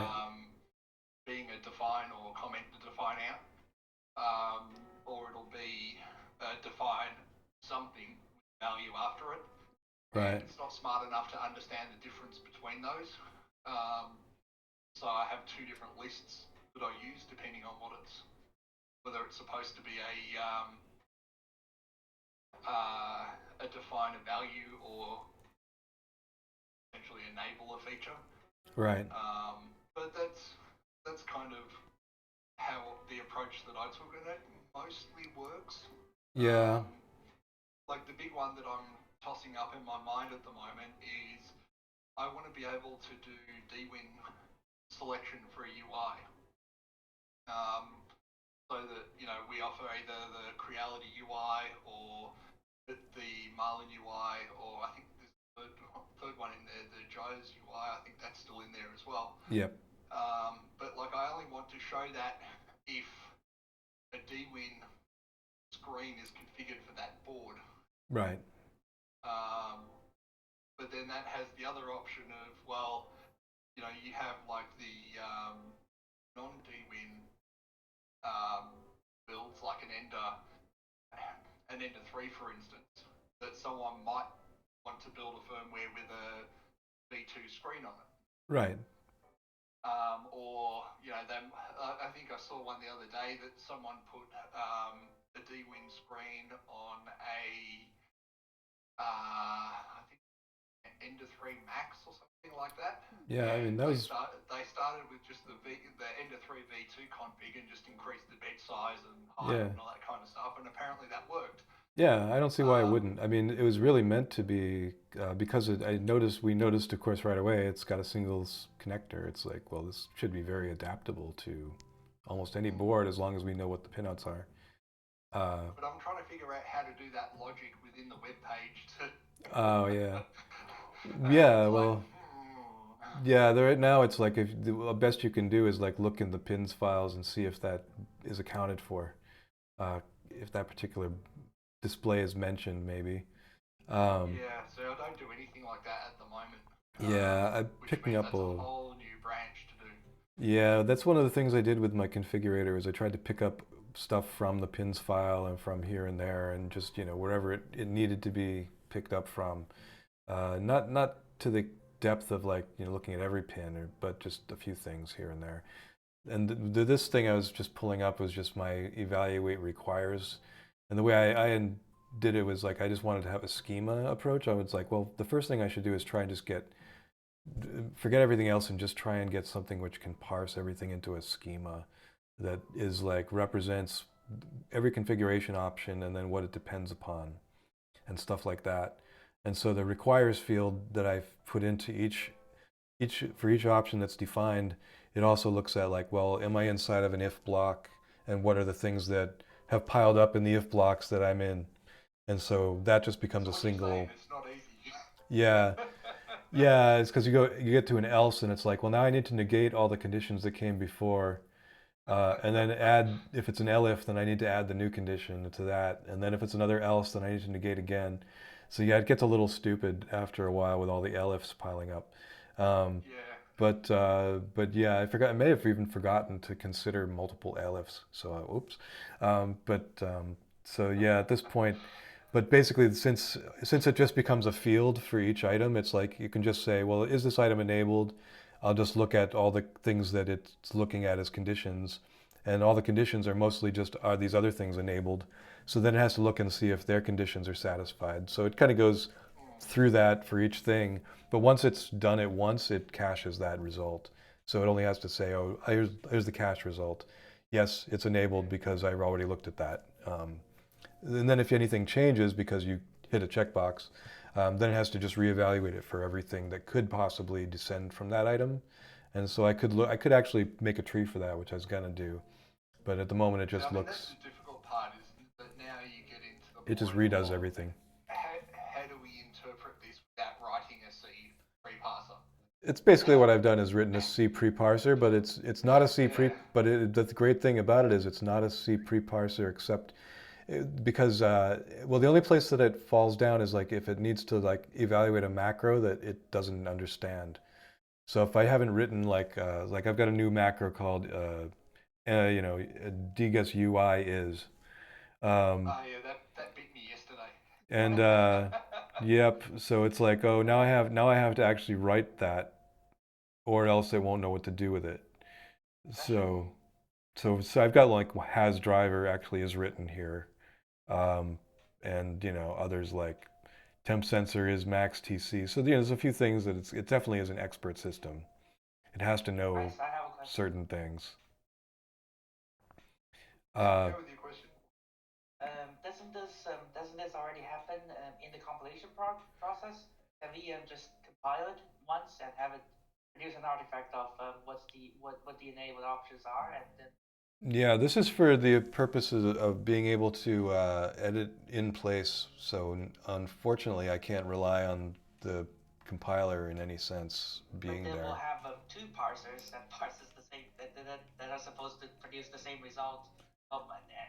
It has to produce this result, which is a big old form to edit the Yes. settings. And so it also needs to be able to predict when I enable and disable things, what will appear and disappear in here.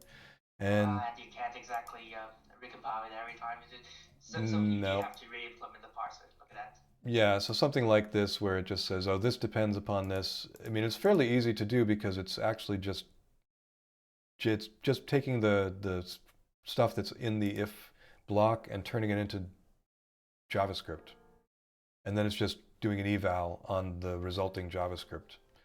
So, and then the eval ends up calling functions that are in here because it's being evaled in the context of this stuff here.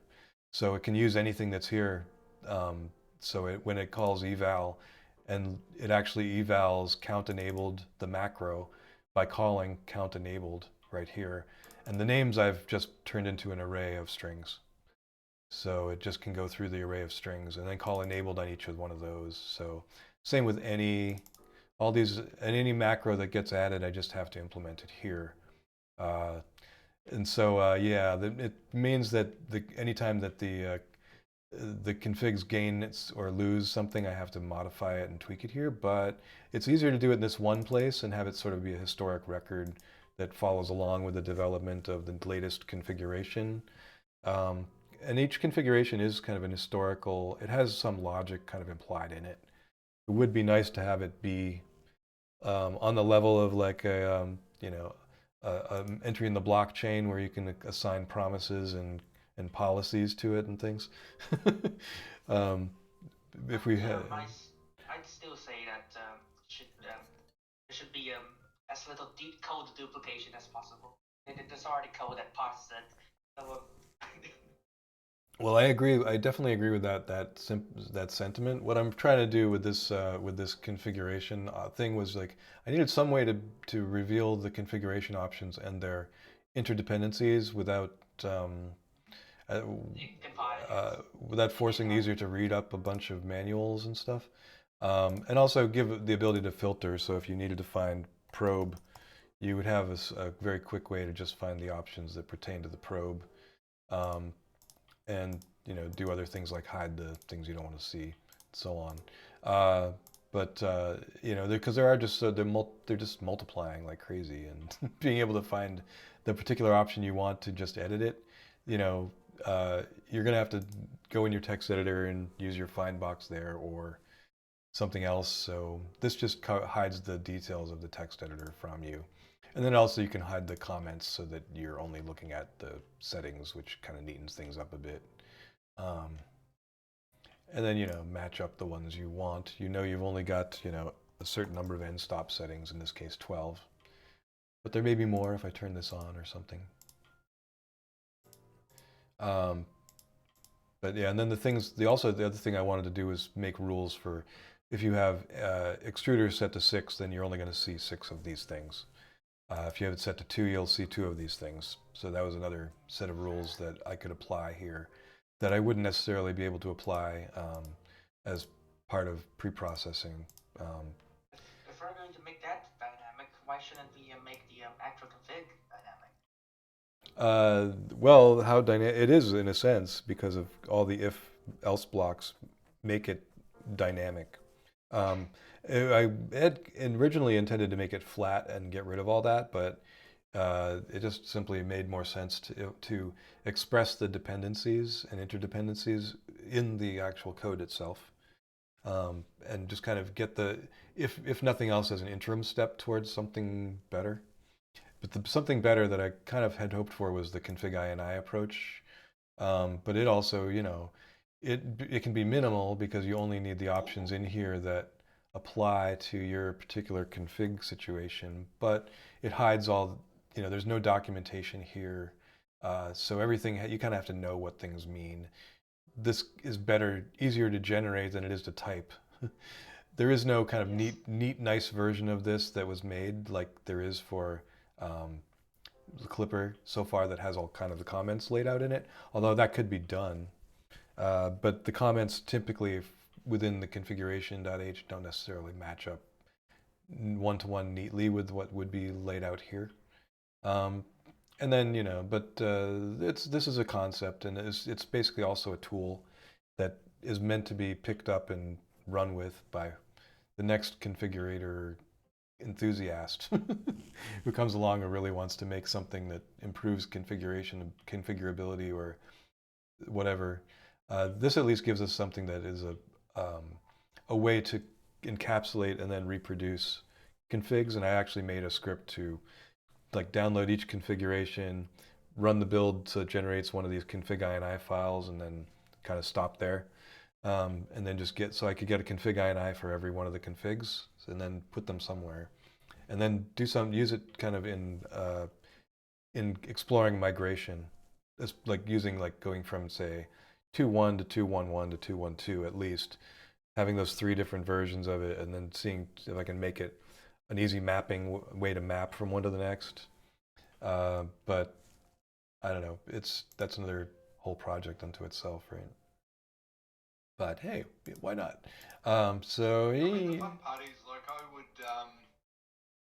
if I was building my web interface again, yeah, that would probably be a better approach. Um, because right now it's dumb enough that it's in places in the actual config files themselves.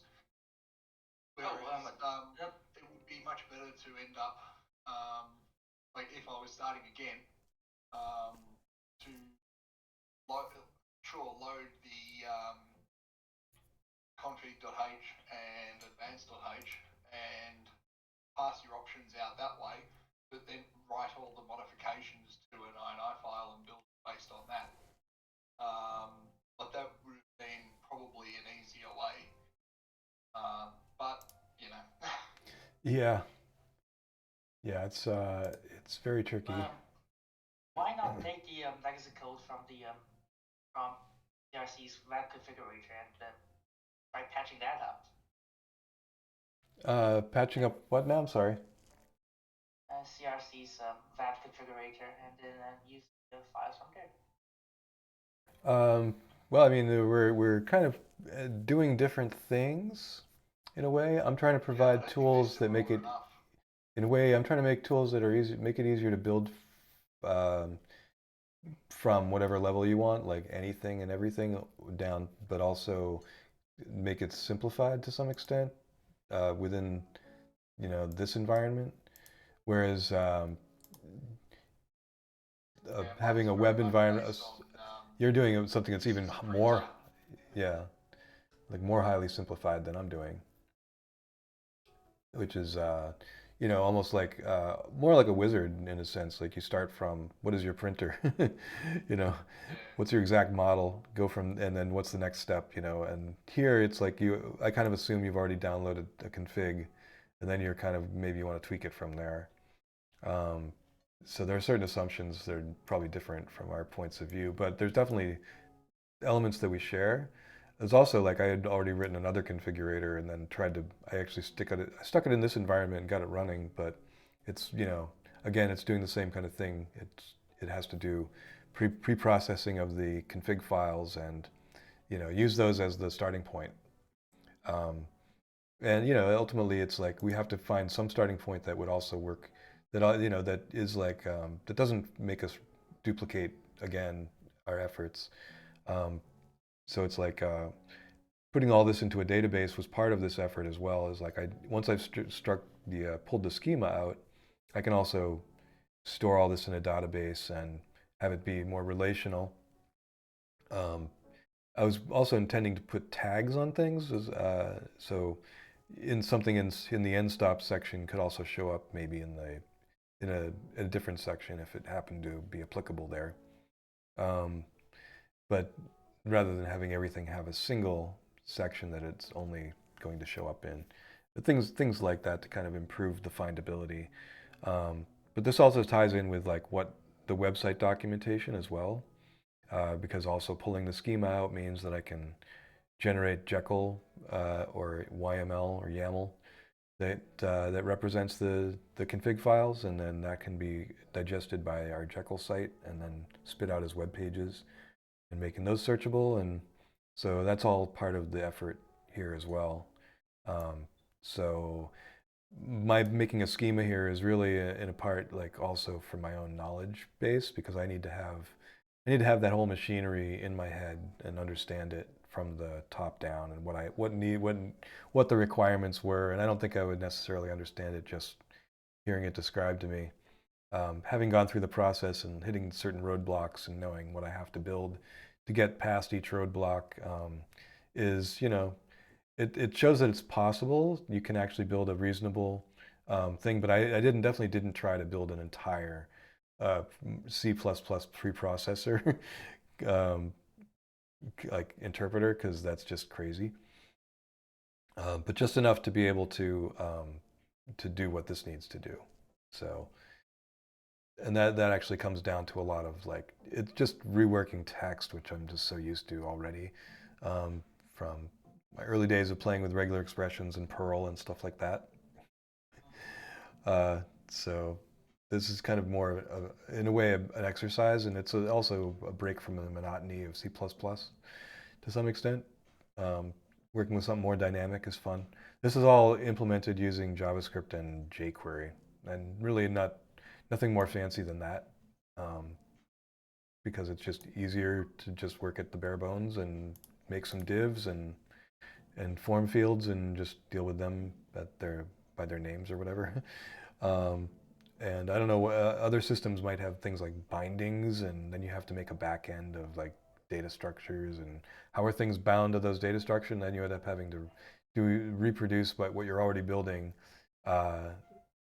thrice again. Like I'm making a thing to build a schema, but first to do it I have to build a schema that describes it. That makes no sense.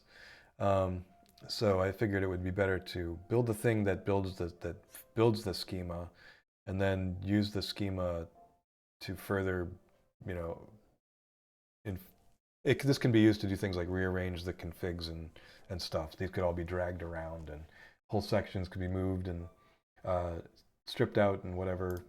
So you produce just a minimal config and file. It doesn't have a bunch of noise in it, if that's what you want. So all these kinds of things are possible with this once we get it completely built out.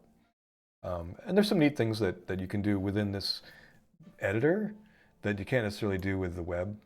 Like I have direct access to the files system, so I can modify the files in place, download files from the internet, and have all that stuff accessible here. And that's one of the next steps, is to have a menu where you download, for your machine, the example to start with, and have all that accessible here instead of having to go to the website and find it and unzip it and stick it in the right place and all that.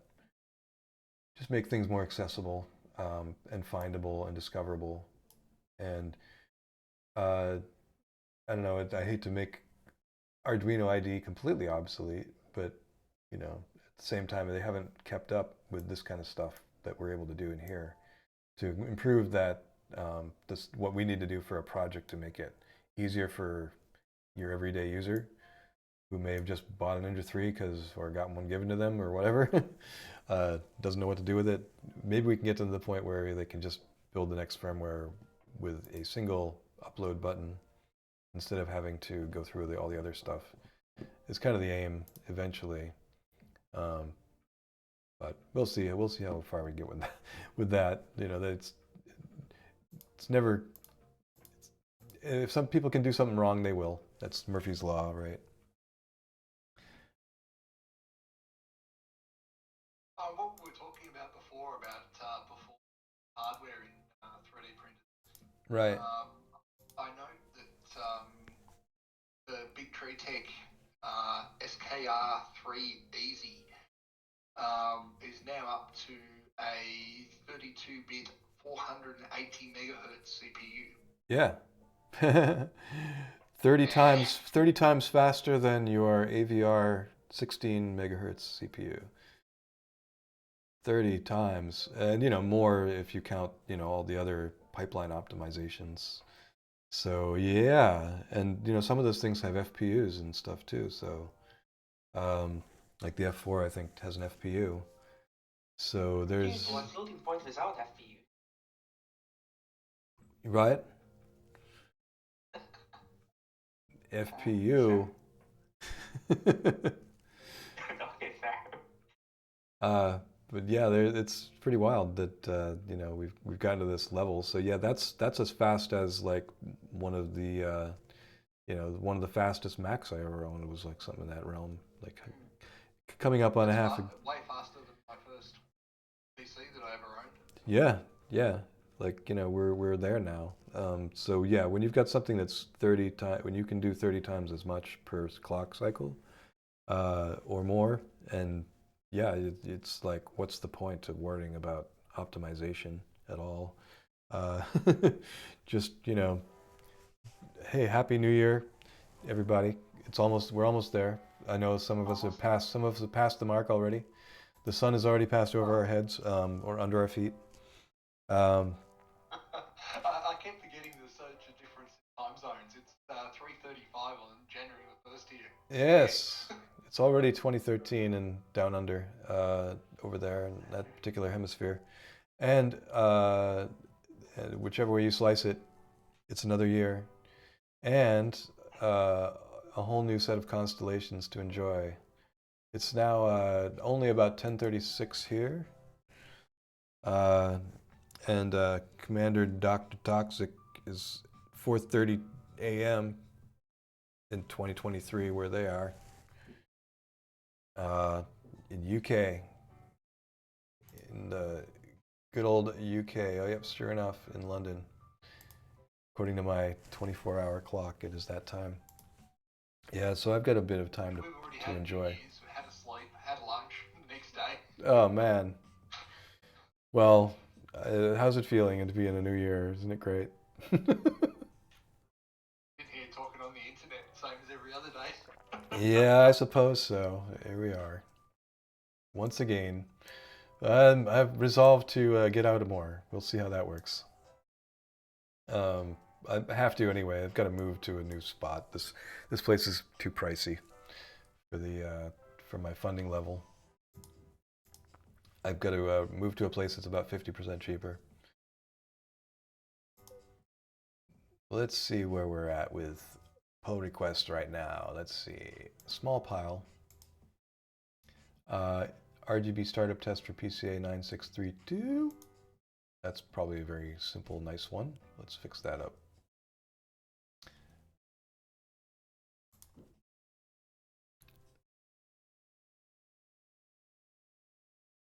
I don't know, I usually call this LCD and controller stuff, but I guess I'll call it peripherals.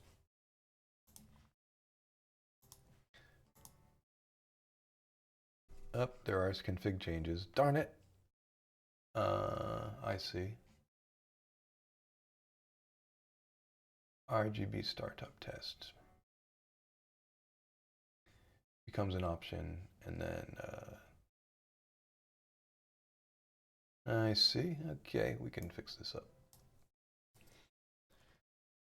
Endless fix-ups before the new year. I guess I'll push at least the bug fixes to upstream to 1x for people in case they decide to download that. Right. I'm gonna go with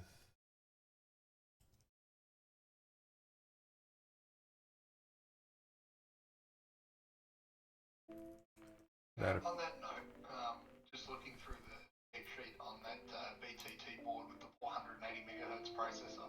Oh yeah. I kind of really like the idea of the plug-in card steppers versus pins. But looking at their design, they did one big problem that they overlooked is that you can install them backwards. I had very great difficulty installing them front ways and couldn't at all install them backwards. But maybe maybe the ones I have are keyed differently or something. Yeah, I do have one of the boards with the funky steppers. I don't know exactly where I've thrown it at the moment, but yeah, I did have great difficulty just even getting them into the right way. But they're pretty impressive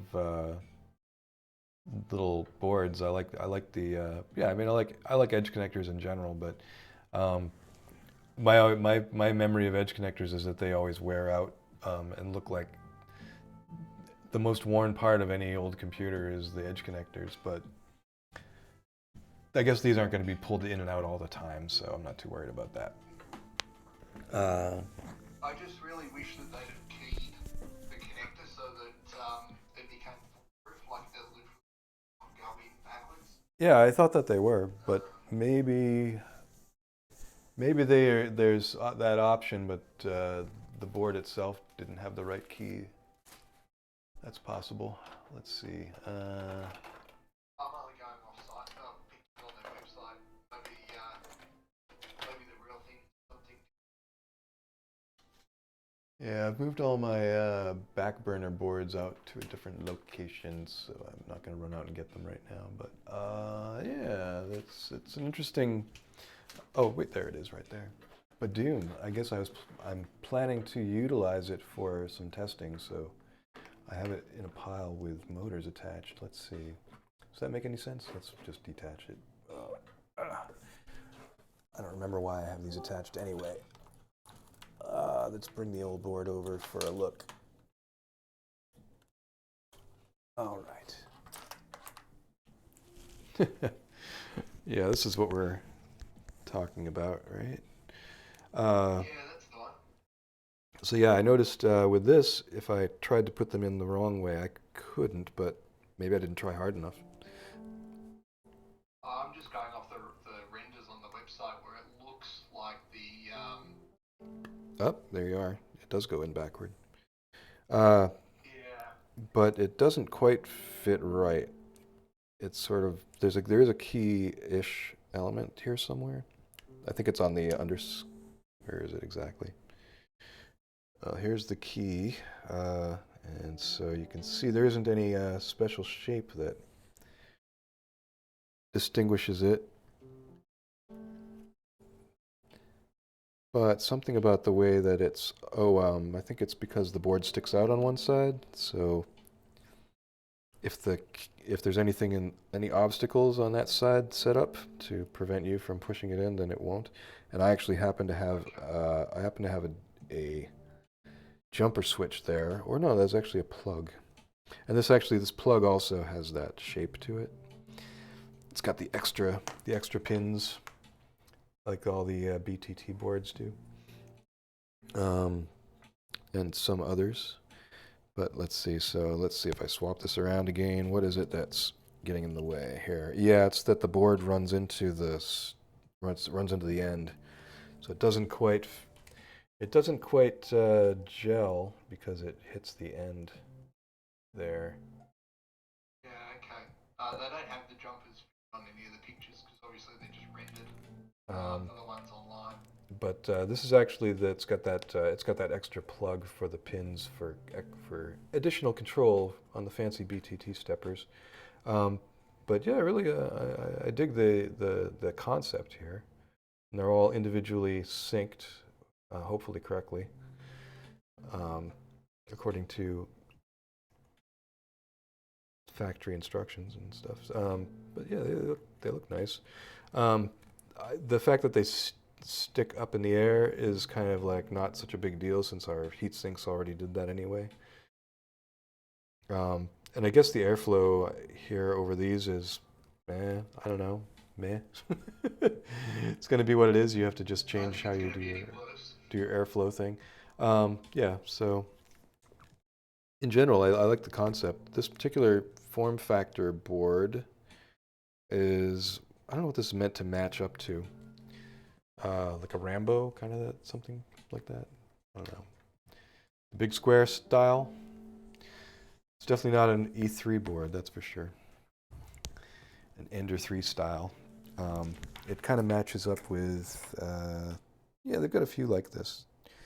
This one is called the Big Tree Tech SKR3EZ. And yeah, I have to say the steppers are pretty easy to pull in and out. I like them. And I guess this is supposed to be real easy to wire.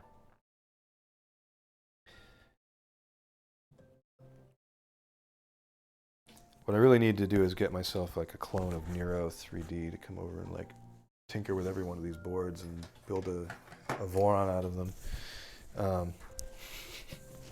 So they all get a thorough run through and we really get familiar with them. I have been following briefly with all the Voron bits, and they seem to be doing some good stuff.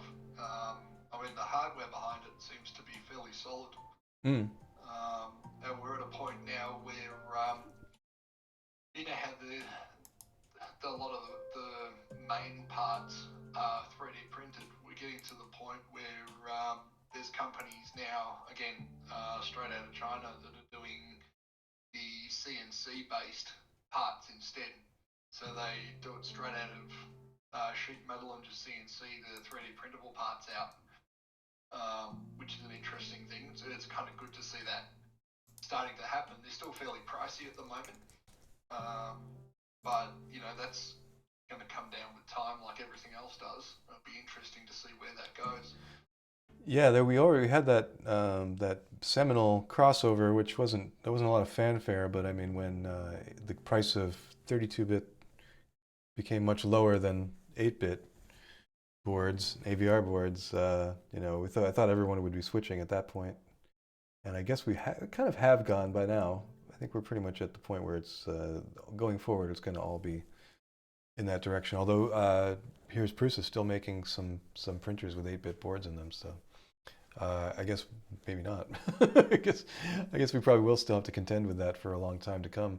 I wonder if someone will. I mean, you don't have to make an AVR compatible like thing. There's no reason to do that. You know, just so you can maintain the same thing. Like if they decide to just start putting 32-bit boards in because they're cheaper, that have all the same, you know, connectors as your ramps boards. I mean, there's so much to choose from right now. Like, you don't have to reinvent the wheel at all. Uh, so it's like, Well, I they mean, could certainly do that if they want to.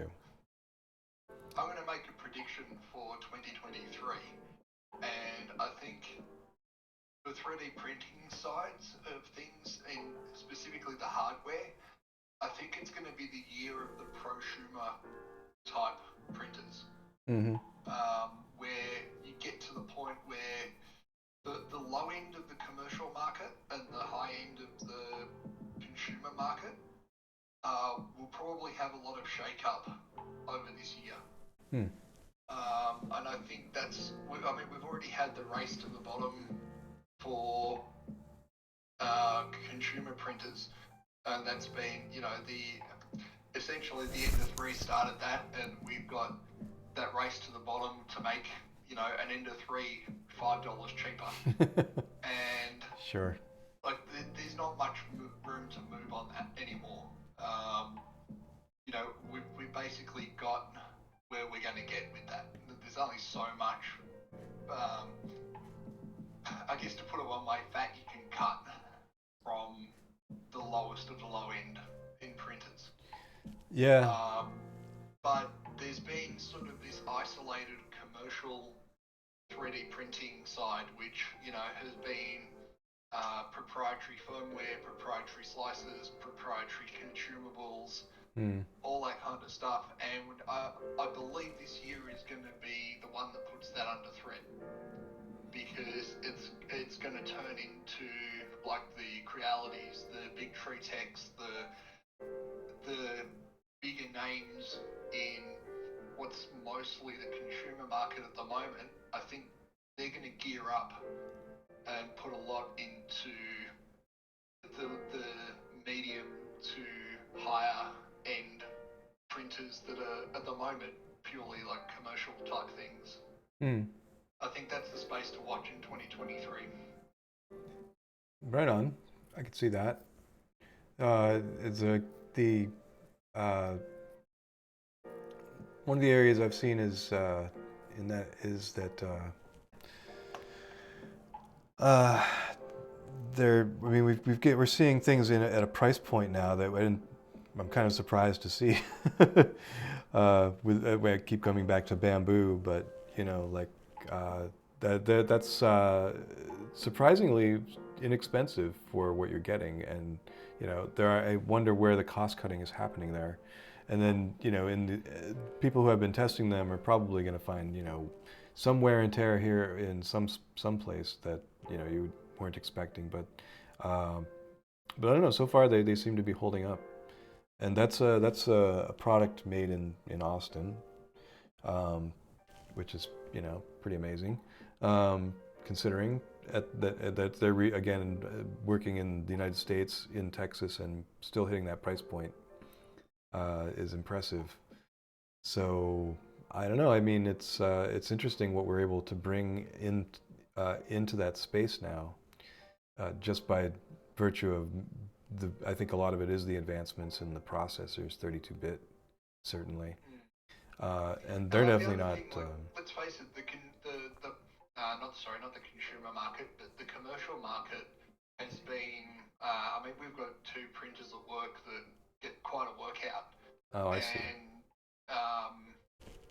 And again, it's that same kind of thing. It's custom slicer, custom Oh, I see. Firmware, custom hardware, custom consumables, and like the slicer will only work with presets for their specific filaments, which will cost you 180 US dollars a roll. Yeah, And it's. I mean, I'll be honest, it's worth it for how well they work. sure. But that's been sort of the protected market at the moment because there hasn't been a reliable turnkey consumer version of a printer that you would put carbon fiber nylon in from day one. Sure. Yeah, that's true. Um, And but all the probably, elements are there. So yeah. I think that's going to start happening a lot this year. So we'll see essentially the people who will be making printers to compete directly with those guys that use Mm. less of the proprietary stuff.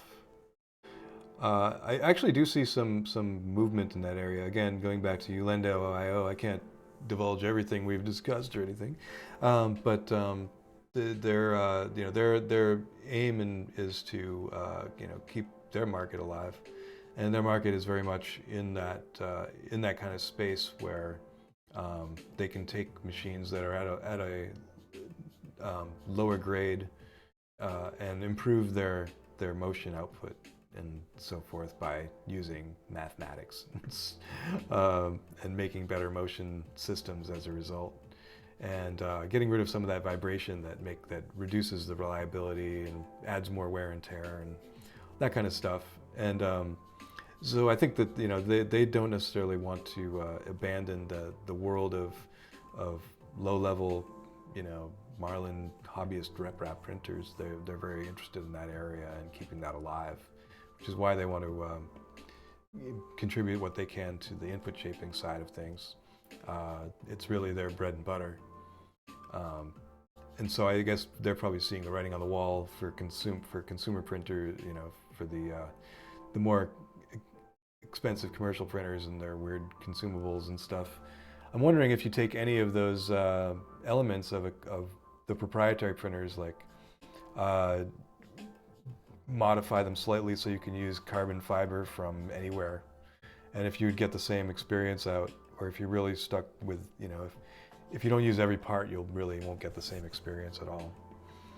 Like I mean, in that particular situation, I've been trying to talk the guys to buy just either like an eSun or a Sunlu carbon fiber nylon. Sure. And just run it through with the same things just to see what happens. Oh yeah, sure. Because my gut feel is that there is probably very little magic to their filament.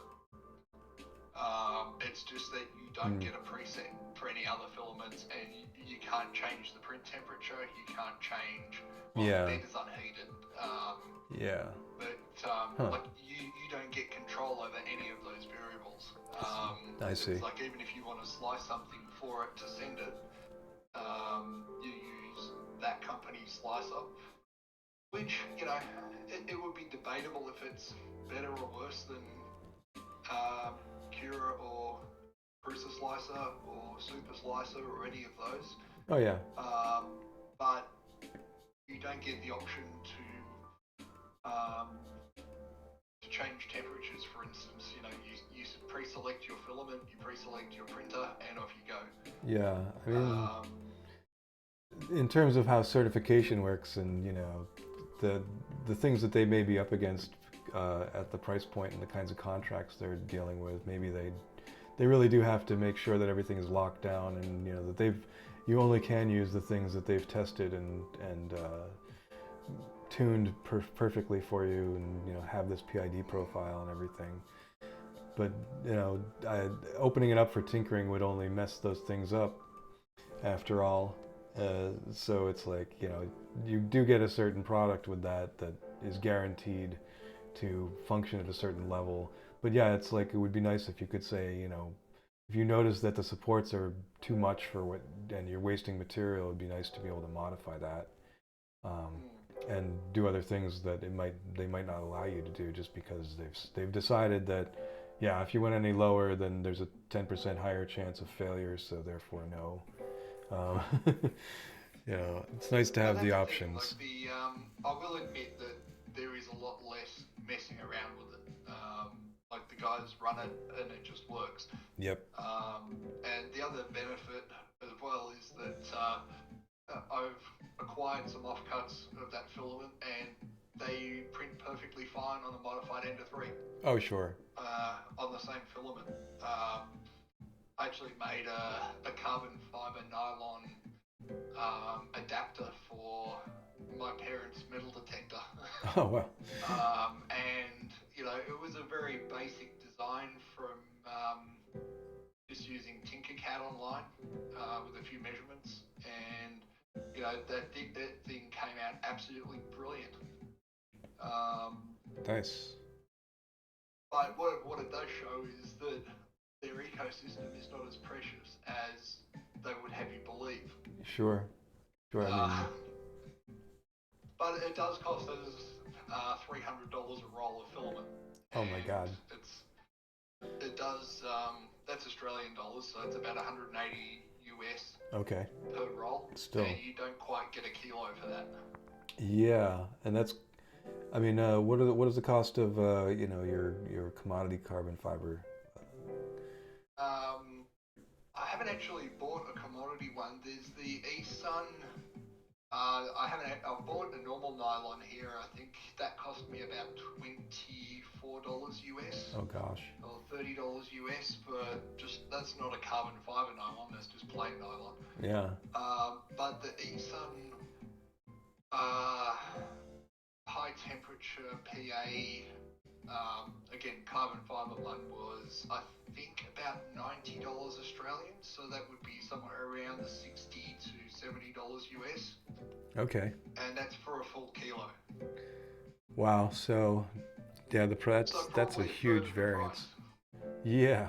I mean, that's quite a huge markup if all they're doing is just, you know, certifying it and saying we've guaranteed that this has got the right proportion of carbon fiber to nylon. Because yeah, that's, I mean, how often does that matter? Yeah. You know, it depends if you're doing something for very particular engineering needs, sure. But I can't imagine that you'd use 3D printing if that was the case most of the time. Well, I ended up having a laugh because I acquired the offcuts, like, you know, not enough to do a print at work, but enough to get some decent home stuff out of it. So I acquired what was left on the roll, and because there's no details on the printer for temperatures or slicer, you know, there's no idea what you should be printing at. I emailed them and asked, hey, I've got some of your filament here. Can you give me the optimal settings for it? And they flat out refused. Ah, damn. That's terrible. They were telling me, no, we will not tell you what the melt temperature is. We will not tell you if you should be using a heated bed or an unheated bed. And Wow, that's funny. I would have replied to that saying, right, fair enough, end of 3 experiment time. Yeah, yeah. that's when you put 3 materials on the bed and print you know, 4 cubes, and yeah, that's fun. Yeah, I've never liked lockdown ecosystems. They're usually using off-the-shelf components, and then, you know, as you guys have just worked out, marking up like 2/3, Yeah. 3 times the price.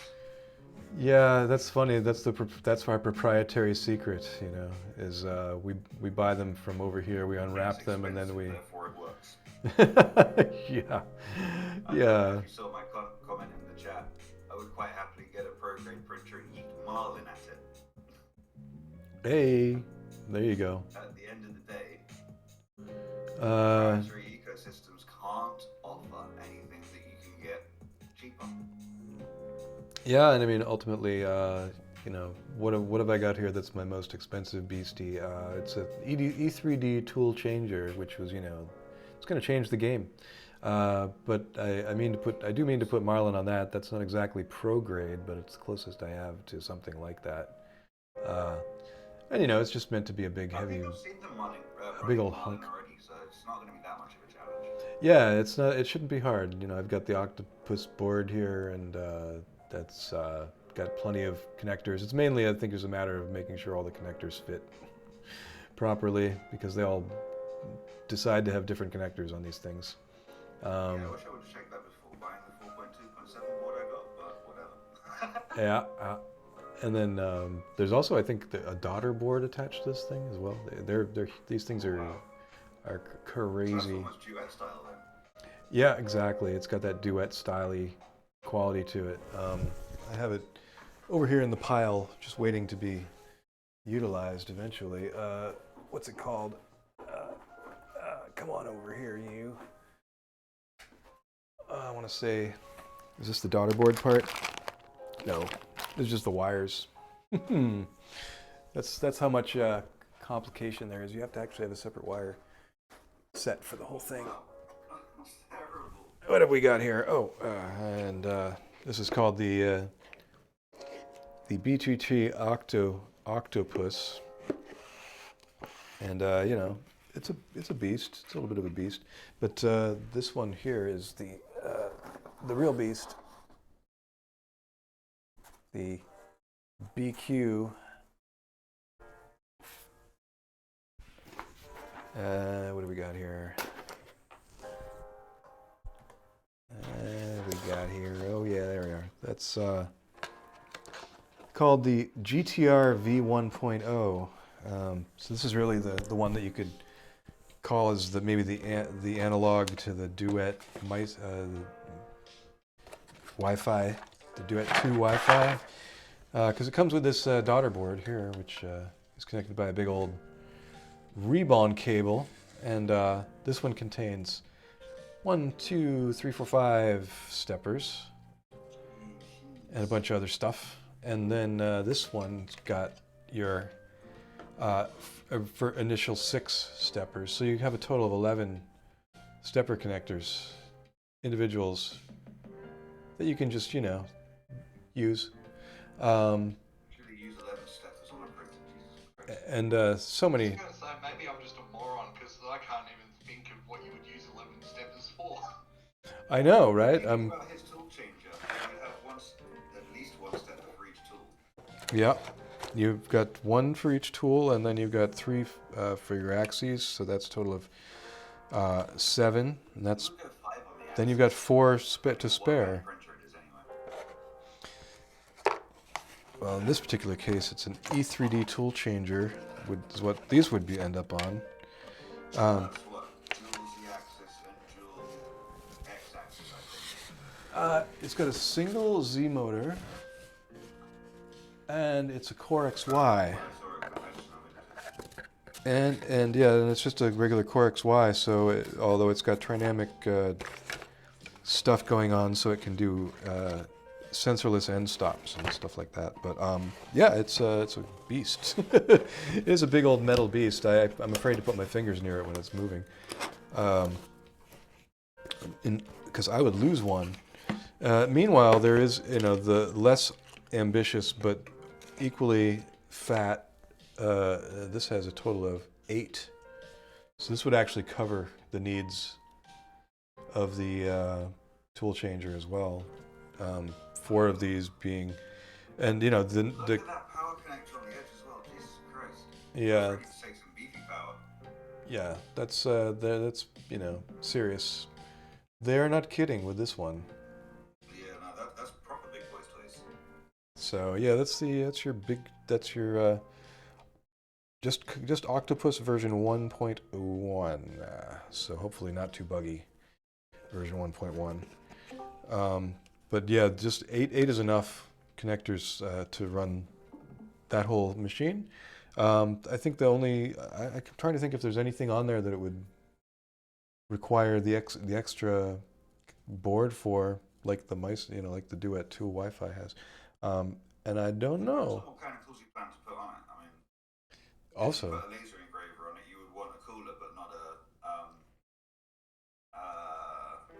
it's just escaped me. Stepper motor. right, it's true. But then why not both? But yeah, that'll come eventually. Tool modes. But yeah, there we have a lot of connectors. Gosh, count them all. And they're all nicely labeled, which is good. Fan 2. We like well-labeled connectors. CNC fan 1, CNC fan 2. I guess they're Proper labeled.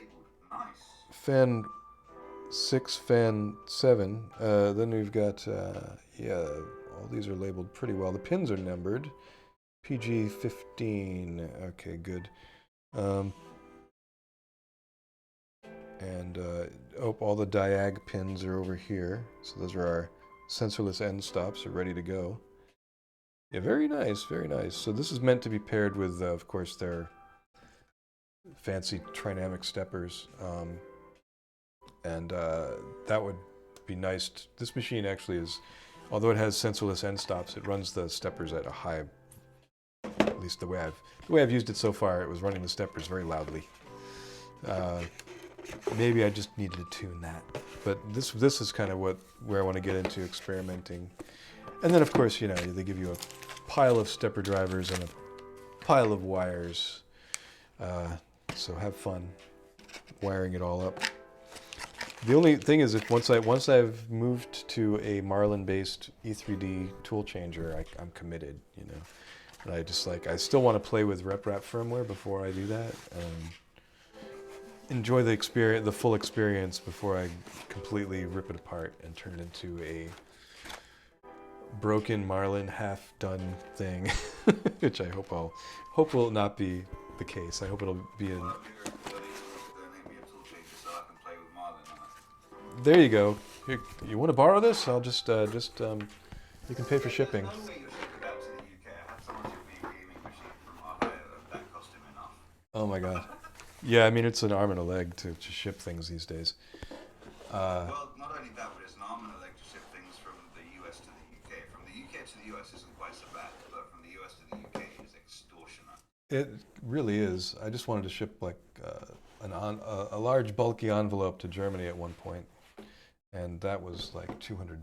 It's like the value of the contents is $20. Why? Yeah. The problem with that is if that box mysteriously goes missing in the post, that $20 immediately comes. But that was a $600 printer, and the postage company's going to say, yeah, but you insured it for $20. Here's $20 repair. Yeah. See, the best thing to do is to just order things online and have them shipped to your destination by the Amazon or AliExpress or whoever, and then sell your item on eBay or whatever. That's the equivalent of the transporter.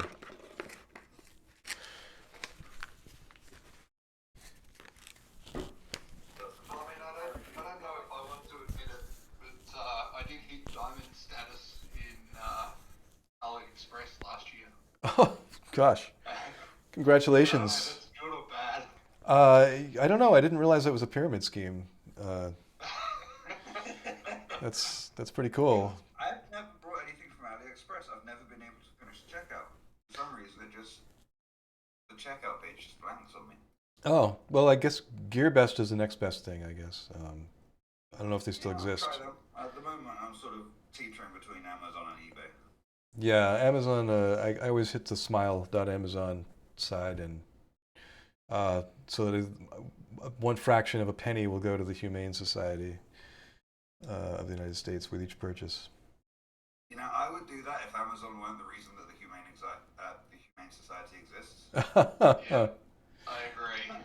Hey, reparations, man, reparations. Hey, come and save the slaves. Loki, we're making them. Yeah, they're delicious. Our bovine slaves, from what I hear. So you know, we can't give them up. But it's, you know, Lent is coming eventually.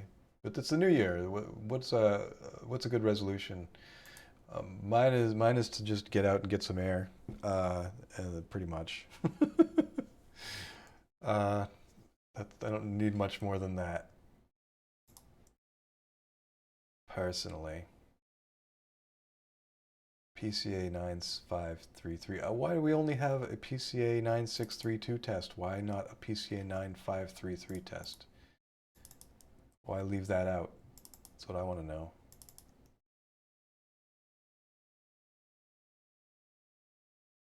I see. because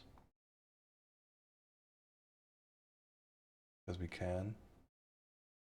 I don't know, I just feel like the 9533 could get the same treatment. Well.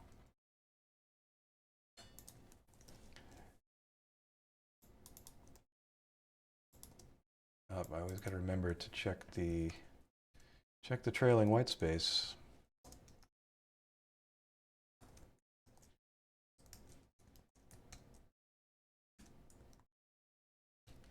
Thanks.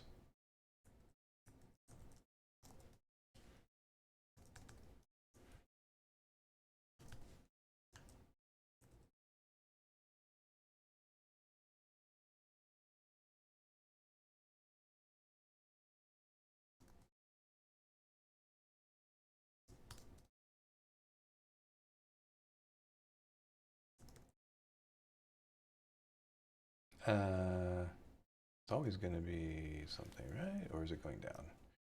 It's going down. Down, down, down.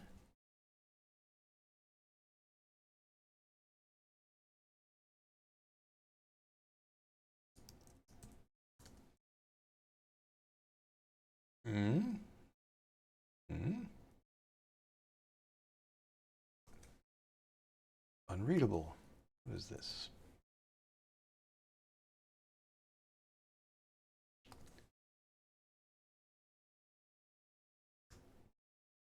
Yeah, what am I doing at the moment to save the universe? The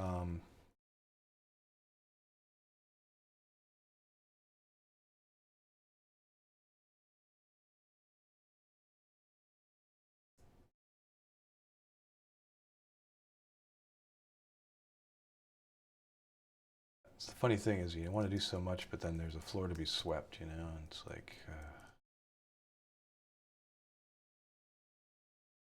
Sounds like you need a Roomba. I've been celebrating my robot vacuum a lot. That's my best friend this year. Has been my robot vacuum. Just keeping everything clean and tidy, and just, I don't know, it just fills me with glee to see my nice empty floors. Of course, I have to constantly chase it to make sure it's not eating any wires. That's why I don't have a Roomba. But it's good because it actually forces you to keep stuff off the floor. Yep, it did that. Yeah, having pets is supposed to help that. 2 cats and a dog later really doesn't. Yeah, I just put some cat ears on the vacuum, and it's good. It makes 3D printed, obviously. It makes a fine pet. Oh, naturally. And what a bargain they are. You get them used for so cheap now.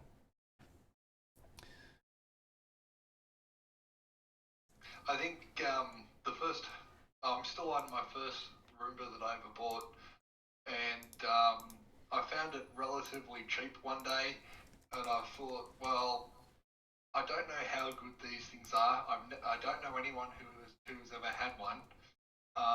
I'll just buy the cheapest one I can find. Right. And because then if it's absolute garbage, I'm not gonna feel, like I've been conned or something like that. And if I'd have known then what I know now, I probably would have got a much better one. But sure enough, I still have absolutely zero complaints on the cheapest one that I got, apart from it gets lost. right. Yep. Once in a while, they get a little confused, stuck in a spot. There's one stool that I just can't have anywhere near it, or it will get stuck under it. But other than that, it's awesome, really great. My one loves finding its way around the house. It'll vacuum most of the house, and then it'll get lost and run out of battery under my bed. Yep, there you go. Just it's too complex for it to figure out how to get back to its stand. Even though it's trying to find it, it's just too complex of go out this door, turn right again, then turn left, and then you'll find your stand. Yeah, I mean, too hard for it. It's funny. I find myself just looking at it, going, "Well, how it, what's it thinking?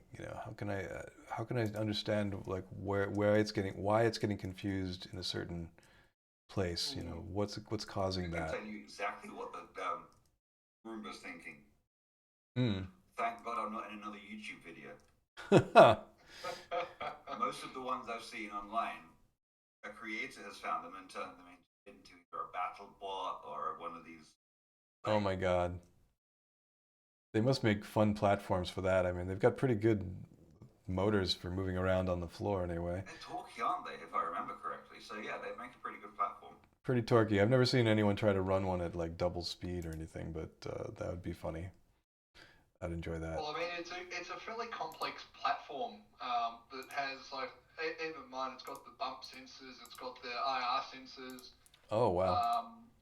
and it's kind of okay. It basically takes all the information from all of those sensors, ignores it, turns 45 degrees, and rams straight into a wall. Yeah, yeah. It's Uh, it only trusts what it can touch. hmm. Uh, But the newer models, like for what I paid for this one today, you hmm. can get the ones with the LiDAR sensors on the top, and they're orders of magnitude better. Oh yeah. Like it's like the 8-bit to 32-bit in the 3D printing thing, Hmm. like that, night and day difference. Yeah, I mean, I'm definitely happy to. I would be happy to upgrade what I have. It cost only like $180 or something. It was, used, uh, and the problem it had, the reason it had been returned, I assume, was really so minor. It was nothing really. It was just needed to be cleaned out a bit. That was it. So yeah, I would love to explore the world of robotics for Mm. more deeply with one of these. I'd like to have one that I can like really get into like the API of if possible. So the The company I thing that I really liked chose, about the Roomba ones, or the iRobot specifically, yeah, um, even iRobot. though, again, like I said, it's the cheapest possible model that they had, there's a serial port exposed on the top that just speaks TTL serial, Ah, and they give you a guide on how to interface to it, and it actually comes with a sticker on it saying it was something along the lines of happy hacking. The yeah, serial port's under here. You can find documentation on how to interface, read sensors, all that kind of stuff on our website. nice. Have fun. Yeah, well, that's pretty It's cool. like, Yeah, Well, you don't often get that. You normally get the serial port's been hidden and we don't want you to have any access to it. So to hear that the sticker's got "Hello Hacker" written on it is like quite nice. yeah. I got the yeah. sense from iRobot they were more kind of a bit about that, which is neat. I guess they're hoping someone will invent something new and they'll get to Well, I mean, patent I it. do have an ESP8266 that I referred to their Ah, documentation about and talked to the Roomba over serial. And it's only doing basic, what's my charge level? Should I start going home? yeah, It hooks into Home Assistant and gets its go, whoa, turn to base, all that kind of stuff from Home Assistant. yeah. Nice. Um, Very simple. it's great. Sounds cool. And it essentially gives me most of the scheduling features and all that kind of stuff that I would get from a slightly more expensive one. Mm, But I'm never going to go all out and add my own lidar to it, or you know, although in theory I could. hmm. It's just if I'm You going to do can, that, I'd therefore you probably should. want a better mechanical chassis too. My Oh, screw that. Just use it as a science base. I picked Well, up I mean, the free and completely free and a pro, and a 3 Pro. That's been my science chassis for all of my Marlin shenanigans. oh wow. mm, There you go. Purely because hey, I've got this printer, and if it breaks, whoops. There you So go. far, it hasn't broken yet. So Yep. I think there's. yeah, I mean, I'm really wanting to build a decent one, but I don't have really a use case for it. it's a It's Rumble. very What the hell else are you going to use it for other than sweeping no, the no, no. floor? Sorry, for an actual printer, to build a proper printer. Oh, Um, you know, get a nice solid square chassis, you know, out of stuff that's not going to flex or, you know. So what you're saying is your current printer flaps around in the breeze? Well, I mean, they all do to some extent. It's like I'd want to kind of get away from, like, I have this vision of building the corner sides of it with like 40/40 extrusion and have a static bed instead of the bed slingers, because, you know, there's just only so much you can do when you're throwing around that much mass. Yeah, I thought about making a static bed printer. And, you know, it's all well and good until the point of, but then what would you use it for? Right. Sure. And like, as much as I bag the bed slinger, it does the job, you know. It does, especially when you concentrate all the movements across the fucking x-axis instead of the y-axis.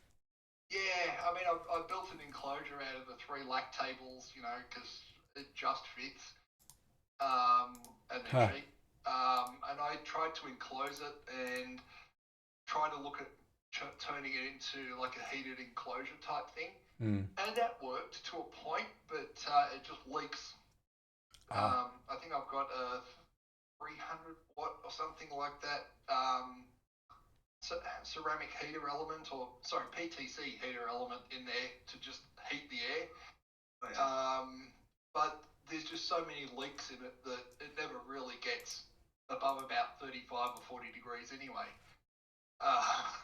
So it's like, well, it didn't really work, and if I was to revisit the whole thing again, you know, sounds like a really daft idea, but try a grow tent.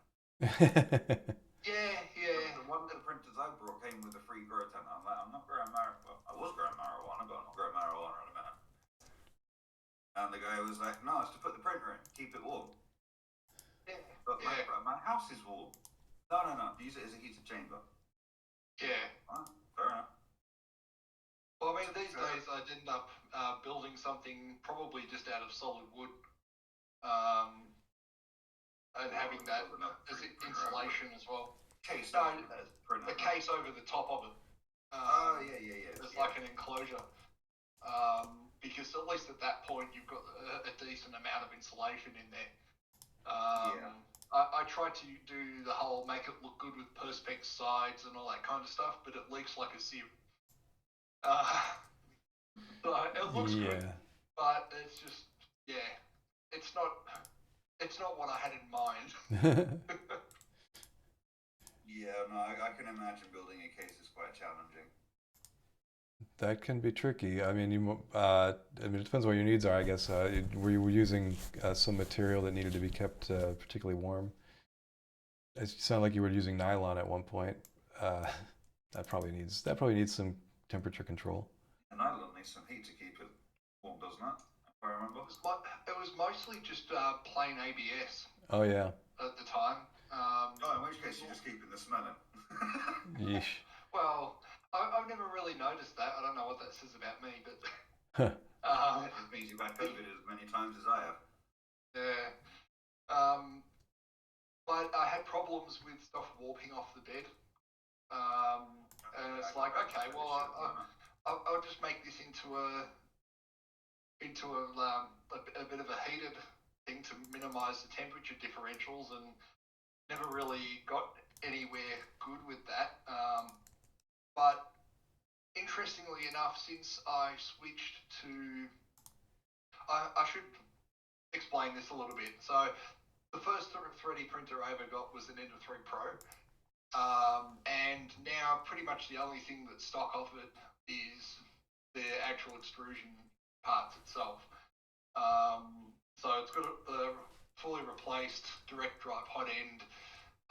All the stepper motors have been replaced, the logic board's replaced, the heat bed is a 240 volt, 500 watt heat bed now. So it used to be an the main board. Yeah, it used to be. And like I said, the chassis is about the only thing that's still original. being the extrusions that came from it.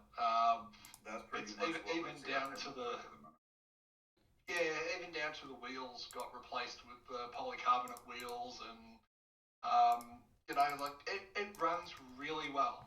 But a lot of the problems that I had with warping went away when I changed the heat bed from the stock. I think it's about 150 watts or 100 watts or something like that, to the 500 watt mains powered one, and that has its own. Hey. So it's got an AC MOSFET that controls. You basically wire one side of it to the control board how you would normally, and the other side just handles the 240 volts to the board or to the bed itself.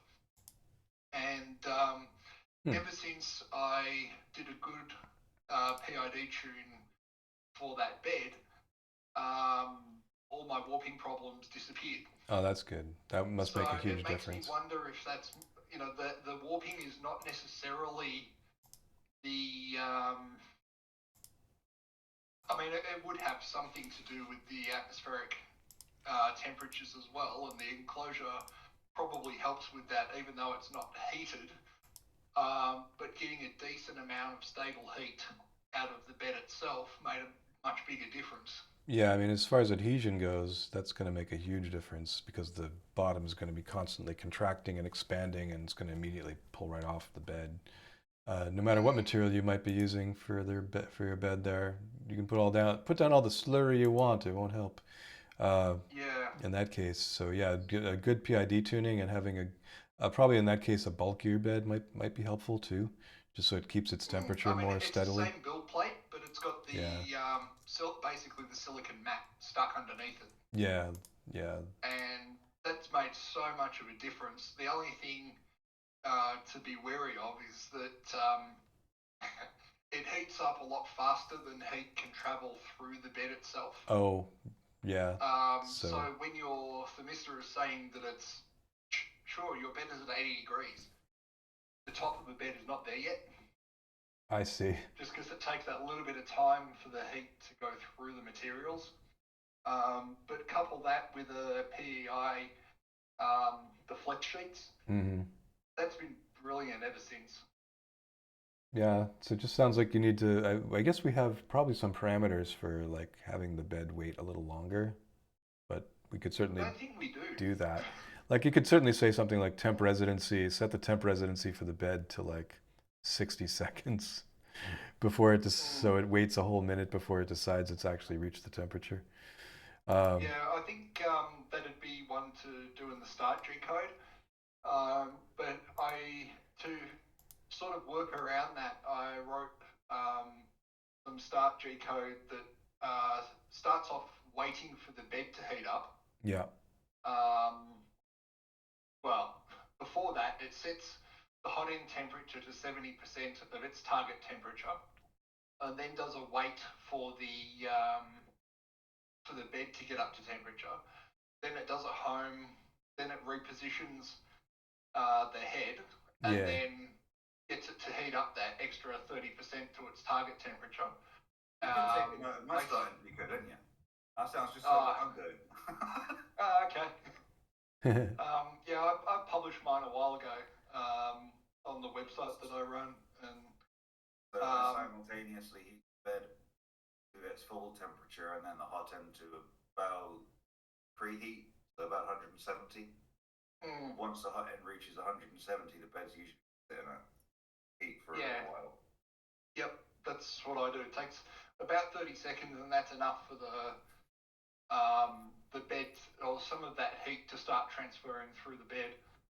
Yeah. And you can tell because getting it ready. Yeah, when you actually feel the bed, when it would start normally, you can put your hand on the top of it and be like, it's warm, but it's not hot. By the time all that goes through, you get to a point where you're heating it to 80 degrees. You can feel that it's getting close to that. That's pretty wild. Let's see. Oh yeah, we're done with that one. I think. Okay, moving on. There we are. The next thing I'm going to do is try and write some tunes into my G code or my firmware. My printers are too damn quiet at the minute. There you go. There's that's gonna be the next thing is better sound systems in these printers. Yep, we need better sound systems. We've now got games, we just need sounds. Yep. We need music and we're happy. We want them to be able to speak in human voice. So are we going to get Doom running? Well, that's of course always in the background. We must get Doom running on these things. The best I could do is Space Invaders and Pong and Breakout or whatever, but I'm sure we can go. I'm sure we can go one better. I'll tell you what, Snake plays really nice on a rotary encoder. It's not too bad. I was out there for 10 minutes, like, ooh, I got games on my printer now. Yeah, it's it is a little. It can be a little fiddly if you've got a very staticky encoder, but as long as your pull-ups are set well, you're good. Ender encoder, so. Yeah. So, but yeah, it's a good pastime. I actually was going to also make a maze game kind of thing, but I wasn't sure like what to do with that. I guess you would just turn left, right, and that would be everything you could do. Maze would be substantially harder on a rotary. I mean, yeah, if you got the 5 buttons, arrow keys, and an OK button, that'll help you out. But yeah, left, right, and press. That's all you need. True. I mean, to be fair, I've just thought there are extra buttons on the printer. We're just not thinking about the end stops properly. There you go. There actually have been some features that wanted to use the end stops for things, and sometimes we do. I can't remember what we have. Well, of course, if you want to cancel an SD print, you can turn that option on where if the end stop is hit, then it'll cancel the print. And then you can use your end stop as an emergency stop. For the safety of my printer. And that's, so there you go. You can just hit the end stop to stop the print at that point. That's not really a game. That's an emergency function. This is true. I've got to definitely think about some good ways to use the end stops with those games. Of course, you have to wait for the Z end stop to get cleared before you could use that. But X and Y would be totally open, open for use most of the time. I'm hearing a game of Simon. X-axis, Y-axis, rotary encoder. Yeah, I think a game which actually involves tuning the machine, the end of it would be kind of cool. And that would be awesome. And also one where you win cryptocurrency. Yeah.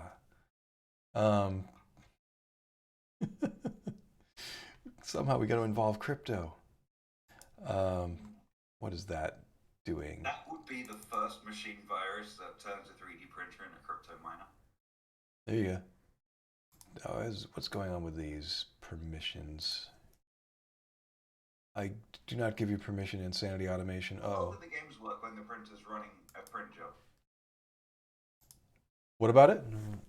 How well do the games work when the printer's running a print job? That's something I've yet to science. Oh, they should work just fine. They're just running a tiny bit of logic on each frame update of the screen, which runs at a certain rate. And then I don't know if the screen is throttling. I think they probably slow down. So as long as the screen isn't being throttled, they should run just fine. There really is hardly anything that they're doing apart from the. Yeah, I mean they're nice and simple, which is really good for things like that. Yeah, that's the ones I picked were the simplest of the lot that I could imagine. But obviously there are many simpler games that could be considered. Of course, if only I guess you could have Pong, an actual Pong game against a computer opponent.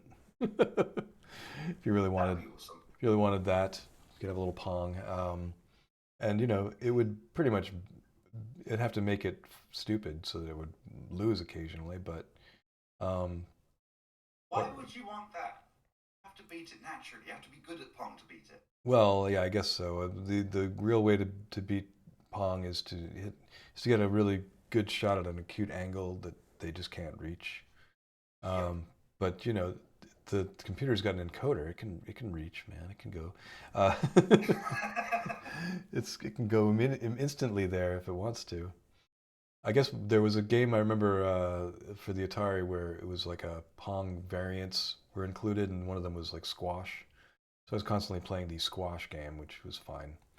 I would suggest something like solitaire, but that probably be a bit too much logic for the printer to handle. Yeah, you really do also need to be able to keep up with the animation and stuff. Well, solitaire actually isn't that Solitaire has next to demanding. no animation. It's just moving cards about. But how do you control the game essentially with the encoder? I guess it's just you're just picking them up and dropping them. So left, right, and left and right press on the encoder, isn't it? yeah, that's pretty much it. I think we've got it. I think we've cracked it. The trouble is when you've got a stack of 60 cards and wait, I guess there aren't that many. Yeah. But so you've got a stack of, you've stacked up 13 cards and you want to see them all at the same time. That can be tricky. I suppose if you could. You just roll the encoder through the cards. Yeah, I think that's what you're seeing is Not like. that I'm taking ideas from Windows Solitaire or anything. Yeah, I'm seeing the light here. Yeah, I'm sure there are a lot of ways. I've actually implemented Solitaire several times, so it wouldn't be hard to do. Klondike I wrote for the Amiga at one point in 68,000 assembly. That was fun. I also wrote a Pac-Man, so that wouldn't be hard to throw in there. If you really wanted to have a little Pac-Man game while you're printing, you just have to scroll the maze around instead of and have Pac-Man always stay in the middle. But of course it would. I like that idea. Of course, it wouldn't be Pac-Man. It would have to be something else, like Nozzle Man or something. I don't know what you'd do. It would have to be 3D printing related and simple enough to. Real Man, Spool Man, or something like that. There you go. So, yeah, that could work. Spool Man. It's got to be Spool Man, and he's running around eating 3D printed benchies. I like it. Or maybe I could somehow get a little Benchy in there, Benchy Man. But sure, that could work. You eat a Benchy, and that's your prize. But yeah, there's some ideas there.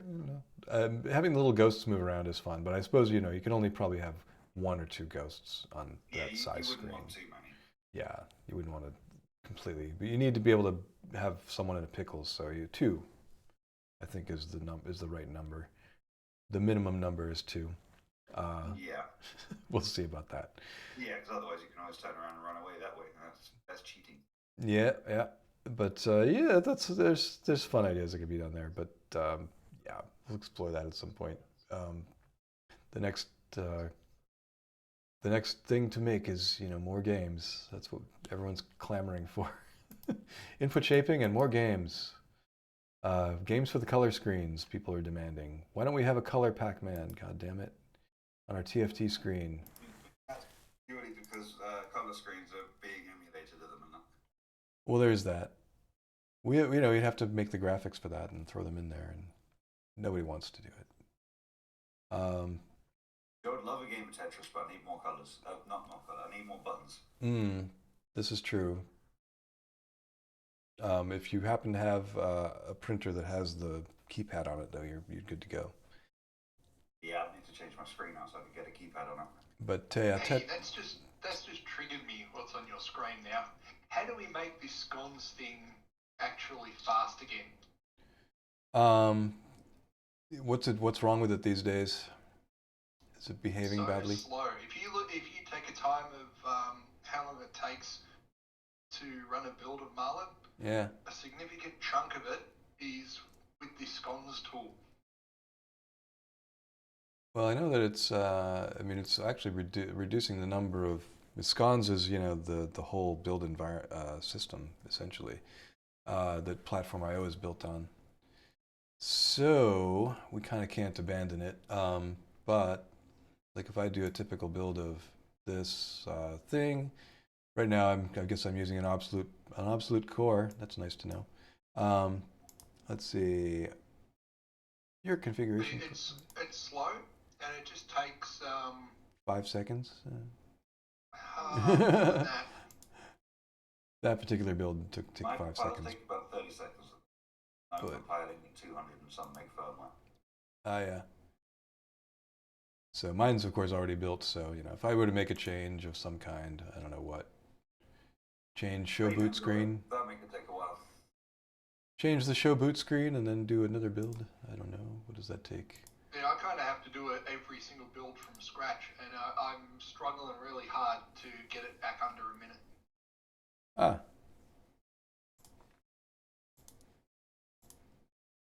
That's cheating, Thinky. Let me see. Oh, it's open with text editor, please. Yeah, my end of 3 at the minute.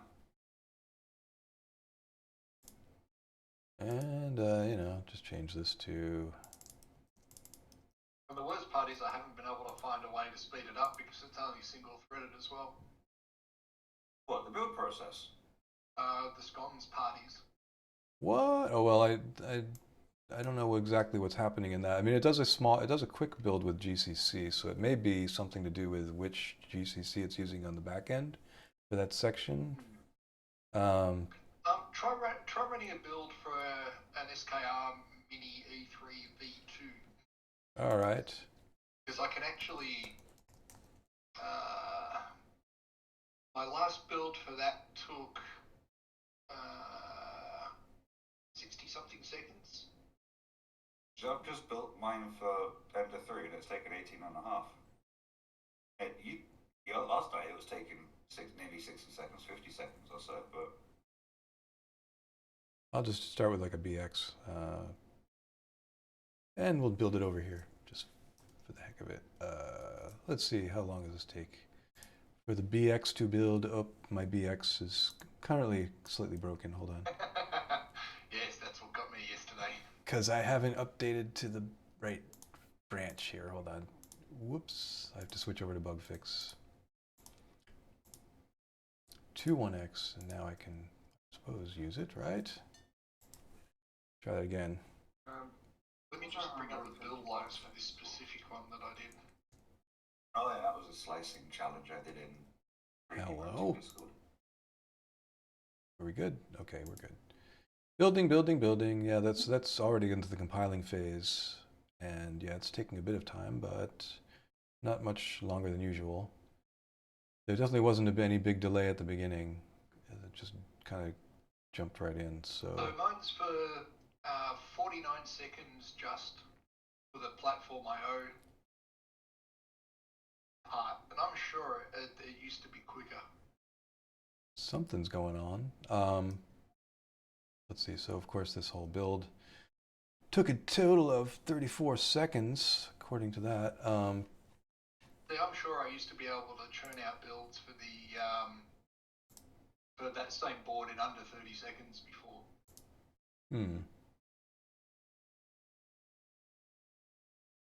And nothing needed to be downloaded, of course, at that point either. So yeah, there's something, if it's taking especially long, I'm not sure what that's about.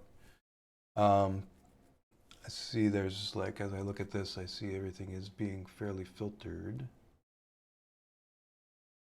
But it's possible that things aren't being filtered in some sense, but like, but it's hard So to... I'm pretty sure when I hit the build, it's if you just run top and look at what processes are actually running. Yeah. A lot of the time it is that the scones process that's single-threaded and just takes its time. Yeah, I mean... In fact, I'm just going to run a build on it now. Well, it ought to be. It ought to be Python/scones that's running most of the... It's eating most of it. At the moment, my CPP tools are... Scones.py. Something about CPP tools is running. I'm not even sure where at the moment. Which CPP tools are running? Maybe it's this. P&P thing is probably doing it. But let's see anyway. If I go and do a build, clean, and then build. Let's see. Oop, it's... There it is, Python. That's the scones process. And then it'll farm out to GCC after that, and that happens very quickly. Yeah. CC+, CC1 plus in my case. But it's the time taken in Python running scones.py that seems to take up a lot of time. Interesting. I'm not I'm not sure seeing. why. I've never been able to understand that. Yeah, well, I definitely would take a closer look at the profile and see what's going on there. But yeah, my CPU load wasn't too bad. Went up to, but also as far as number of cores and stuff like that, I have to actually open the CPU history to see which cores are running while it's doing the build. But we can also do that and see which cores are being used up while it does all this. So let's take a quick thing, and also which cores are being used now and what for anyway. I know OBS is doing its thing, so they've got to deal with that. That's fine. And then the GPU is definitely being utilized for that. So consider this our baseline. And then if I do a build. Yeah, because I mean, I'm running, 16 by Intel Xeon cores at 2.4 gigahertz. And, So it's using my cores, all 20. yeah. Including efficiency and performance. It doesn't seem to care much. It's got something to do with all of them. So that's pretty nice. But yeah, that's some cores. That's what you want though, is full utilization. And we are done. So that was our burst of activity, and yeah, definitely used all the cores. So that's why I got a reasonably good 33-second build time, almost 34. But what you'll notice if you're running, if you look at while the Python scones project is going, it doesn't actually use all those cores. It just sits at one. During the first initial part or whatever? Yeah, yeah. Then when it farms out to the multiple jobs for the C++ stuff, that's when it starts really chewing through it. I see. Reopen that window. I'm trying to hunt through the platform IO docs to find anything about what the scones.py stuff actually does, if it can be parallel, if it can do any other stuff. And well, I can't find any information on it at all. What it really does is just gathers everything together into a single kind of framework for providing the build flags and so forth, and invoking the right compiler and all that kind of stuff, based on an environment that's set up for it. So you kind of like it basically is it's a build environment kind of wrapper,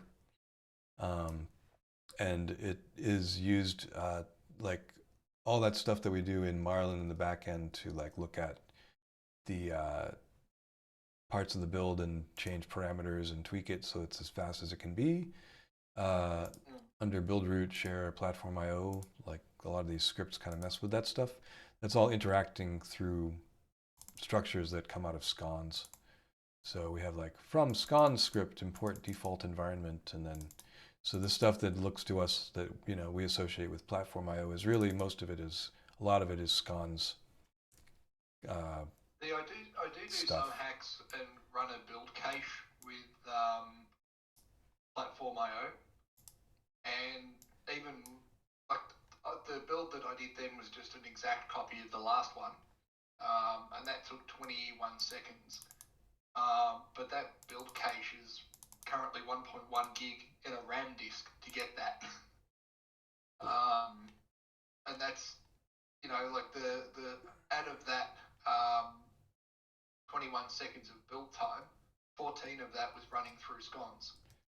Strange, because yeah, when I do a build, I don't see anything that is particular to the stuff that scones does, because it's really just a wrapper that is organizing a fairly small cache of data that's coming from the INI files that Platform IO builds around it, and it may be you may get some luck from doing some tweaks or adjusting or trying some different versions of Platform IO just to see if they've changed the way that they're interacting with that layer. What are you running? You're running 615 there. What am I running?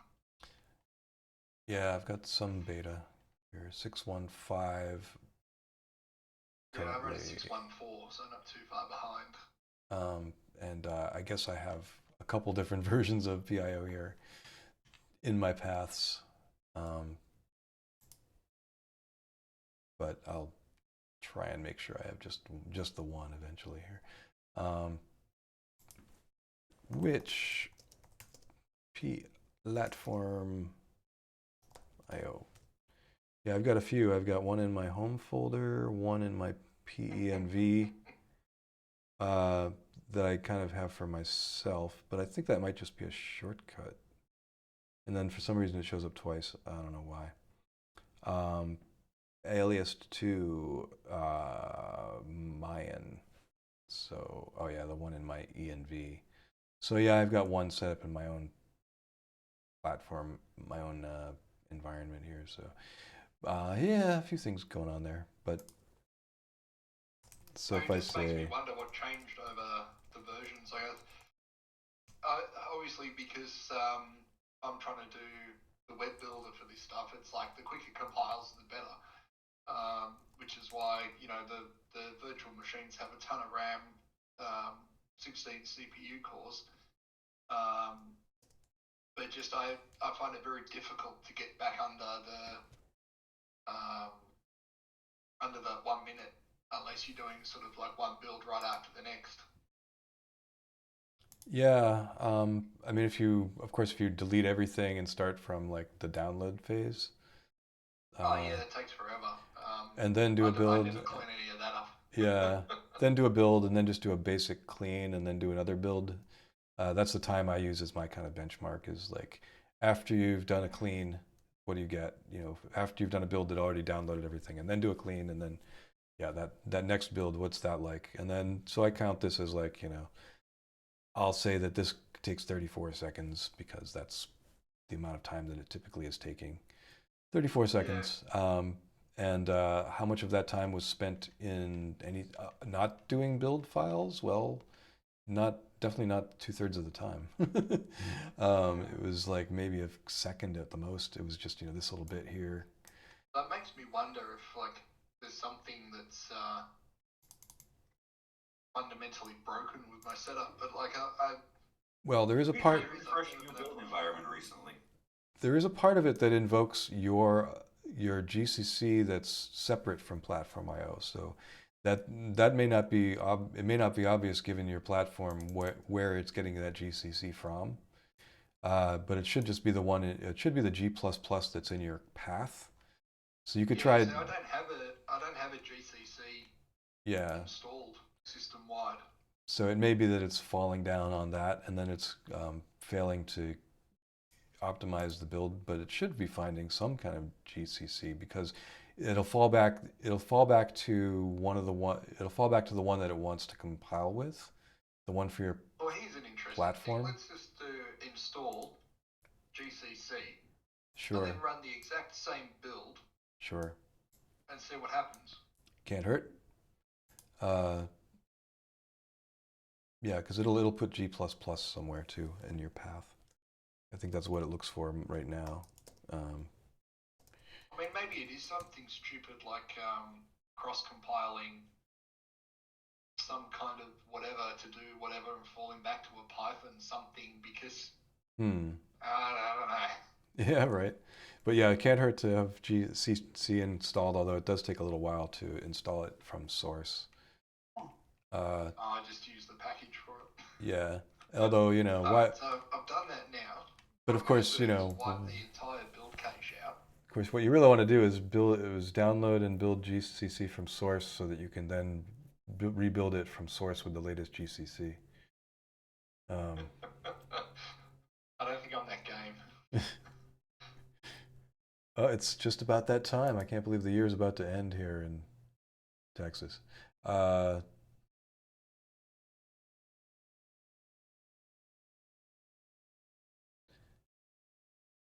I keep getting notifications from Twitter like I've never gotten before. Like they really miss me. Which I don't blame them. Well, that platform had gone down already. I'll never know. Some absolute penis that brought the company that decided to employ half the server racks or something. Oh yeah, it's a hilarious shit show over there. I can't even imagine like, what it would be like to have like, upper class twit of the year come in and try to run my life for a, like not being able to say anything. Sir, that's this is a Wendy's. Um, but Yeah, no, there's two types of people I won't rub shoulders with, and one of them is rich, and the other one is. I would say the famous, but some of them are alright. yeah, we can hang with Keanu. He's cool. Um, they may have huge gaps in their ethical framework, but they're so cute. What can you do? Um, those famous, those crazy famous. Um, See, some of them I quite like Will Smith. I've always liked Will Smith because he's a down to earth guy. He's famous as anything, but still down to earth. sure, sure enough. But then you get the people like Elon Musk, who came from nothing, is now a multi-billionaire, and wouldn't even look down his nose at most of society. Well, when your dad owns a mine, that's not exactly coming from nothing. In South Africa. I was born in a mine in South Africa. Wasn't that how Out of Africa opens? Um, I had a mine in South Africa. Oh no, wait, that starts with I had a farm in I was born Africa. in England. Where's my fucking riches? Right? Well, sorry, but you gave up the empire business. You're gonna have to move on to something new. Gonna have to get back to whimsy. That's all you've got left. Okay. I don't know. The empire business was silly anyway. It was never gonna lead anywhere. It's ridiculous. Well, that's interesting. My build times are now 39 seconds. 39 seconds with a working GCC. Okay, that's good to know. I'll have to make a note of that. I wonder what we can do to detect that and throw out an extra message. That would help. Put in a timer and say if it takes longer than this much time to do this process, something's wrong. Yeah, I mean, right away we could say, I don't see a GCC. What's wrong with you? Because I don't know what our fallback is in that case. Let me take a look. I mean, that's cut from doing the same build and just clearing the build cache. That cut 10 seconds off build time. Yeah. 11 seconds, sorry. Wow. Yeah, I mean, it's part of, well, we've got pre-flight checks, which is one part, but then we also have this fabulous, is it configuration.py? One of these that actually takes care of slimming things down and runs GCC. Oh, I remember now. I've stuck it into... I'm guessing there's no way to easily upgrade configurations. We don't talk about that. Easy way? The easiest way is to just change that version number at the top and then try to build them and then do whatever a sanity check tells you to do. Yeah, I'm thinking about trying that next time. That pretty much. I don't want to know how long I spent.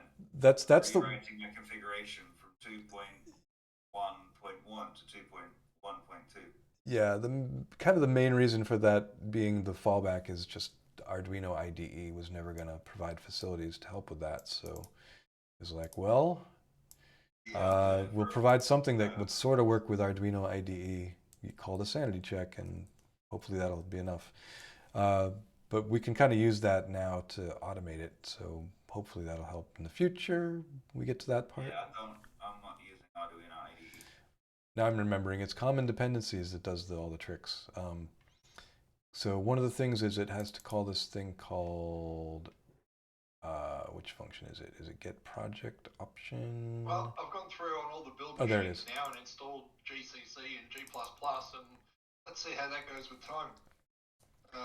Because there's some times where if there's a couple of users hammering the build queue on my site, we can be doing 30, 40, 50 builds an hour. So cutting off 15, 20 seconds per firmware build makes a big difference. Indeed. Happy New Year all. From Texas. Hey, it's 5 p.m. on the 1st. Woo! Ah, goodbye 2022. Let there be justice in 2023. Let's see. 6 a.m. here. 2023. So this is where we do our trick, and as far as I can see here, it looks for the GCC command, and then it tries, but then if it fails, it just fails quietly. So yeah, there's no real check here to like guarantee. So I could do a try and accept, and then have it print a message here where it says. I mean, what it does mean is that it still works.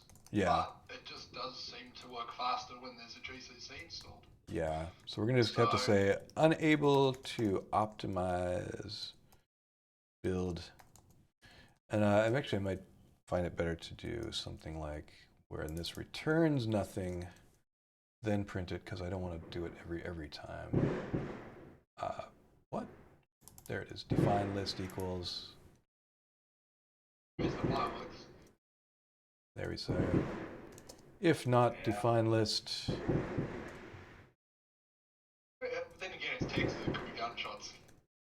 It probably is a bit of that, all of the above. I'm afraid to go out there. There's a bit of column A and a bit of column B, isn't it, in Texas?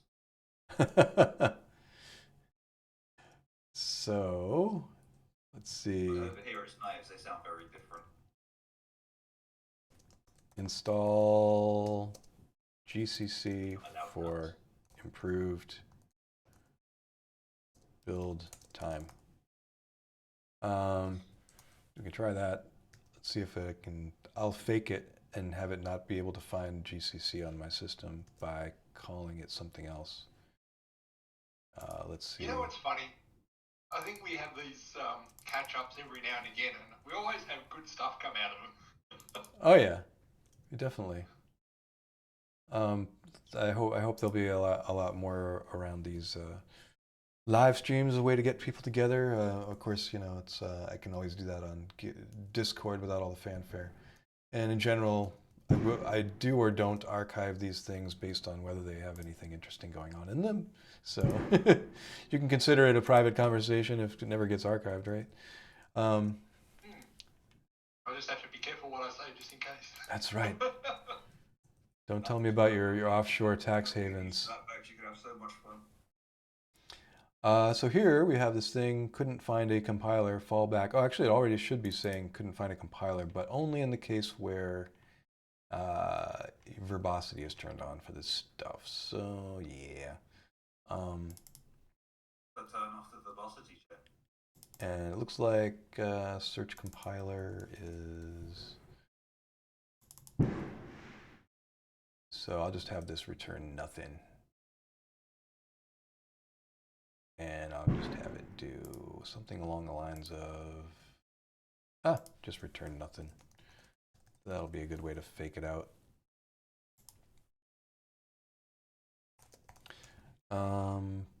Failed. Unable to optimize build installed GCC.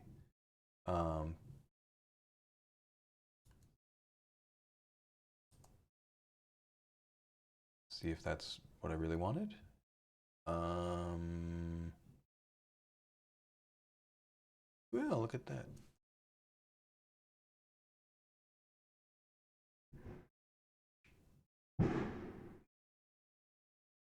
Okay.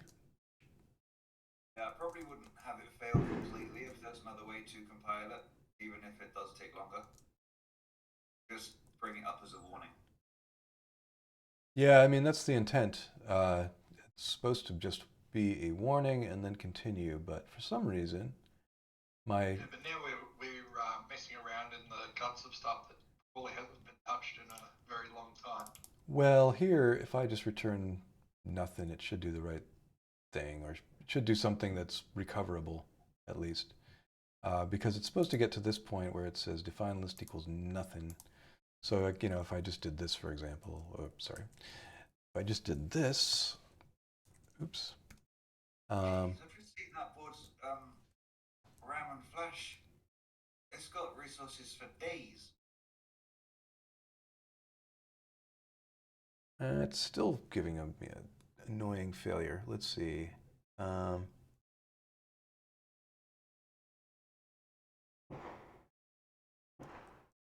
Let's see. Oh, maybe it's before it gets to this point. Command blab. Try check output. Oh, there it is. Yeah. So. Yeah, so that should have worked as a way to test it. But for some reason it fails at that point. I'm not sure why. Let's see. Why is it failing? If not define list, print the thing, but that's it. Just, carry on.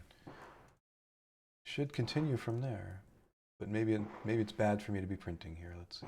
Or maybe I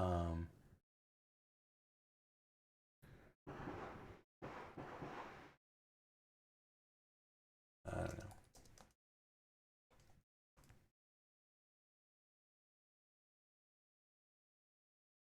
I don't know. Of course, that didn't. That.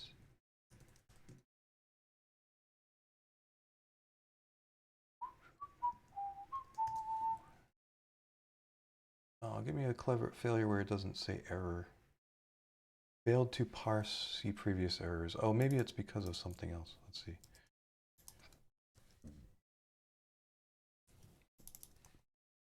If features is nothing, then failed. Oh, something should be in there apparently. What then? Eh?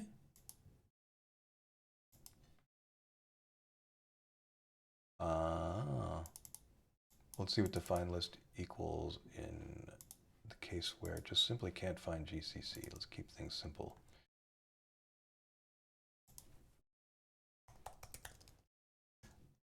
I wish I'd used C++. No, you don't. You're right, I don't. Let's see. Let's move this temporarily for a second here. Move. Basics bad enough. Yeah, it's a lot of. It's a fun language for certain purposes. I picked it up initially to be able to write, faster games, but it's, it's certainly handy for this embedded stuff now too, as it turns out. But we're using less of the C++ side and a lot more of the C kind of side of it. Trying to get it out of that though and make it a little more modern. So when are you going to move it all to Rust? Yeah, I've been thinking about Rust. I have been actually. It says that with a loaded question. I have been quite seriously thinking about Rust because it's got that interoperability. You can keep parts of it in C++ as you're moving over other parts to Rust. So it's kind of like, but it's, the way that we build and in this static manner, it's like, it'd kind of be making a whole new product. So. Talking about Rust, and the only thing I can think about is the video game. Yeah, right. What now? I can't rename that. Why not?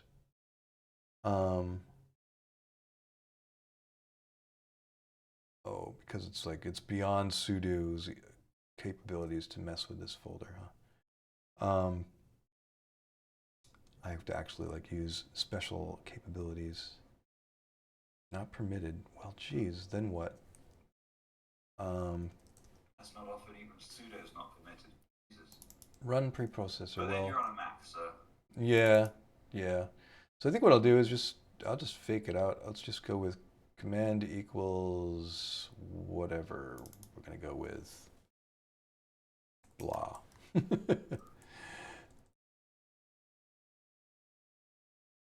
Called blah. That's the command we're running there. That's a little fancier. Now you find some script that you haven't thought about for years with.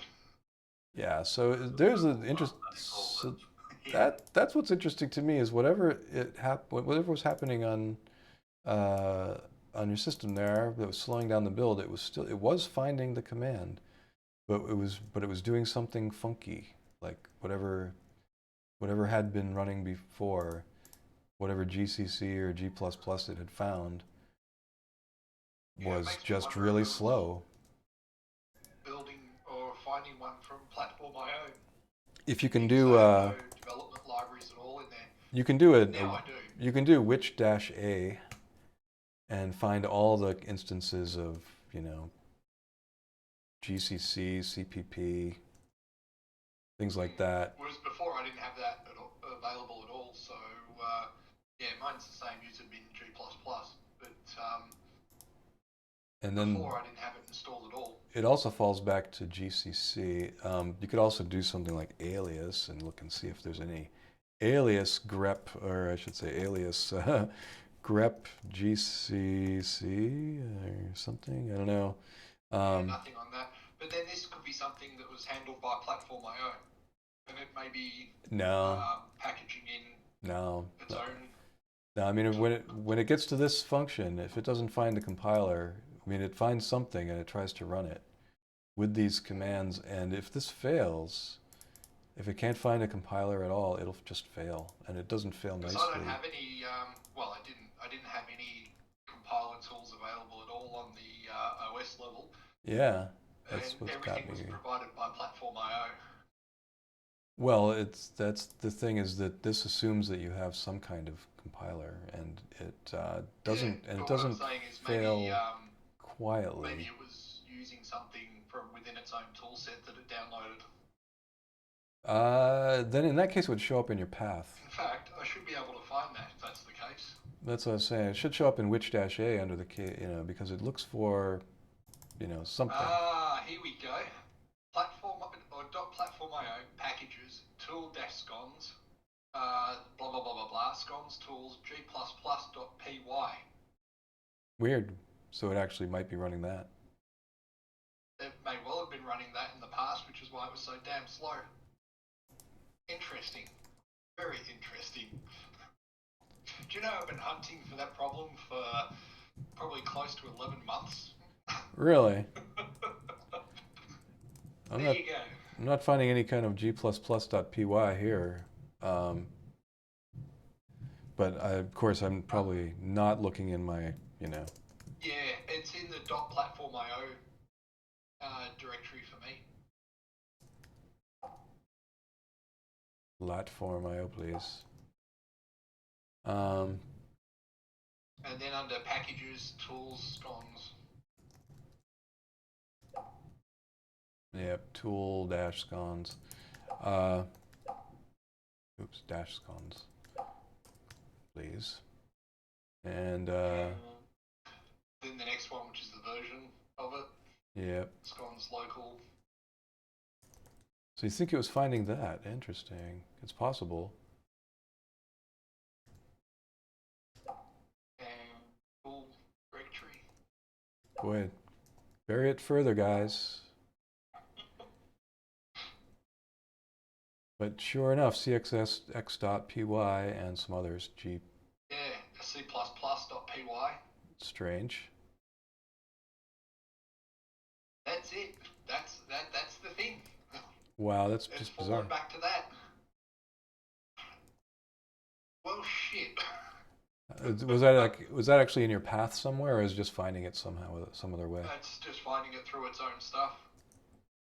Of course, the first thing I do is find a spelling mistake. But let's see here. Hey, so all this does is import from GXX. So that makes sense. GXX is the actual script, or what? And then what does it do? It generates, it looks for env, so it kind of does what I'm doing. It looks for CXX in the environment, which you can look for as well. You can say, you know, echo CXX and see if there's anything there. Sometimes it's GCC. Yeah, this is probably all in the Platform.io environment. Actually, CXX would be. Unbelievable, after all this time, it was that. CXX is actually a strangely weird global thing that shows up in, like, it's just a Unix Linux thing. So that's part of the shell environment, if it can find it, and then so it looks for it, and then it detects the version if it can find one, and then that's it. So it actually this actually does look for some kind of C++ compiler called G++. But then beyond that, what does it do?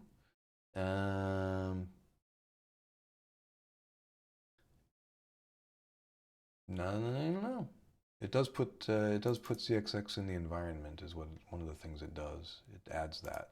So whatever it ends up adding would be interesting to know, because that's what I meant. That's what I'm falling back to probably in the script that calls it search compiler or whatever. That's probably where it's falling back to. See, it does this get CXX at the end. And that's where it finally falls back to if it can, and that actually seems to be coming from here. If nowhere else, it tries to do it itself and detect compilers or compilers 0. Otherwise, generate environment, blah, platform. Then at some point, it probably falls back to the Python version of it. Yeah, I mean, I don't know what it would be falling back to as far as like an actual Python compiler. That would be funny, but wouldn't be the weirdest thing I've heard of. From .import GCC, so it does use GCC, which looks for GCC or CC. So it looks for your SIGWIN, it looks for your other things, Ninja dep file, parse format even, whatever that is. Fascinating. And then looks for a version and so on. What does it do after that? Then I guess it falls back to CC, I guess. And cc.py, similarly, just does some things regarding variables and so on. And yeah, I don't know. I don't see how any of this slows things down to such a huge extent, but there's also a Clang one, because you never know when you might have Clang instead. And that's looking for Clang. So yeah, it's probably spending a lot of time just poking around looking for compilers and then eventually finding something that it can use. The GXX one seems to be the starting point. Find it, it just keeps running through this, try to look for it forever. Well, you would think, like, where else is it looking, you know? I'm gonna look again. Oh, still not there. Oh. Just in case someone copies it to that folder in the next 10 minutes. I'm gonna keep looking. But yeah, I don't know. I don't know, but like I said, that just installing the system-wide GCC and G++ cut 11 seconds off the build time, which is kind of significant. That is. Well, that's cool because, yeah, otherwise it seems to be like looking everywhere for whatever it can find, and then who knows what it's trying after that. Fascinating, but yeah, it's all in there. Well, thanks, scones. Now I'm feeling hungry for some scones. I feel personally responsible. They're great for butter with, you know. They really are. They're basically just an excuse to have too much butter. Let's see, what else have we got here? Well, golly. So I don't remember why I originally came here. Oh, it was just because of this. What? Sorry, man, I kind of did that. Permission denied. So I think this is one of those things where permission denied, so therefore just rerun all the jobs and it'll be fine. It's spurious. It was because of the New Year's Eve refactoring going on over at GitHub. They think they can get away with this on New Year's Eve because we're all partying. Well, they've got another thing coming. So that's cool.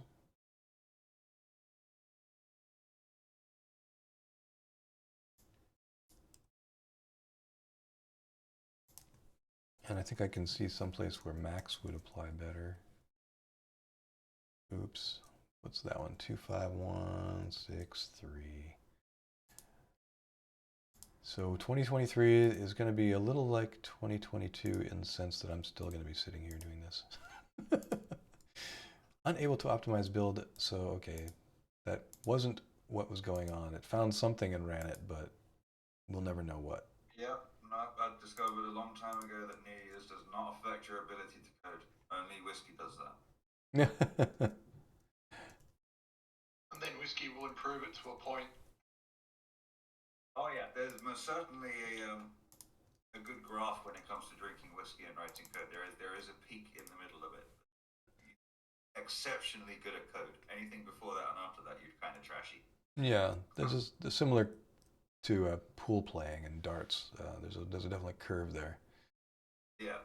Certain point, you've got that perfect relaxation, get in the zone, Anything but after then that, you stress it too much trying to repeat the throws. yeah, then you're sorry, the glory's gone, guys. So this is the larger of the two. So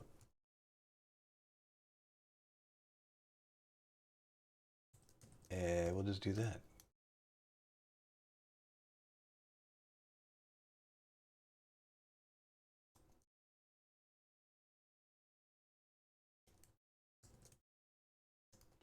Oops, another.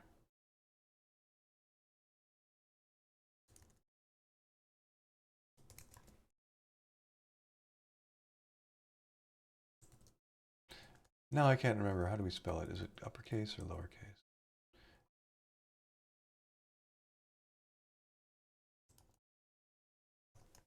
We'll say upper.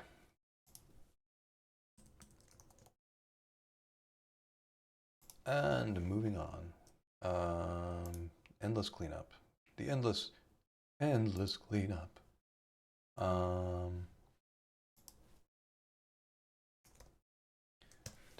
Tweak. Yay. So, yeah, I was hoping I'd find something fairly exciting. Be like, oh, look at this pull request. This is going to change everything. But at least we have this one. Attach USB media. That's the important thing. We can now have a menu item for that. And it needs a cleanup anyway.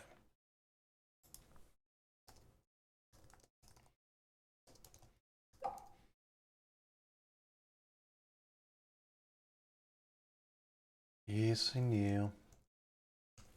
There's always a conflict somewhere.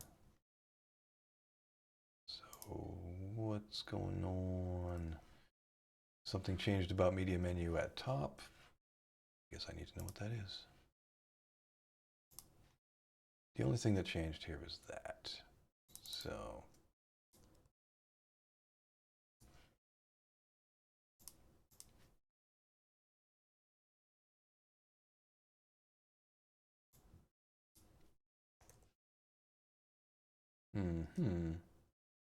was that already there? No, it was not.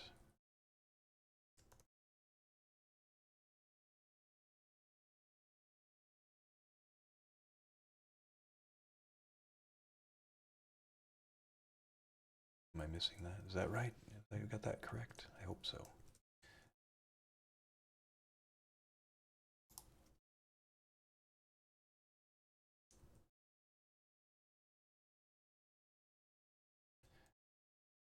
And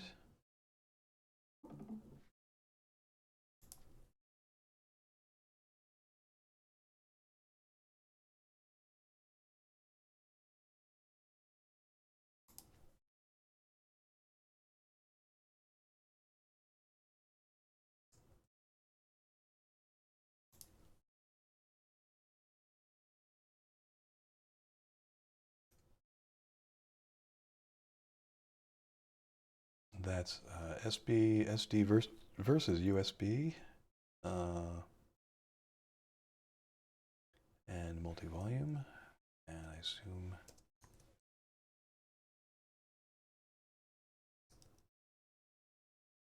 the same here.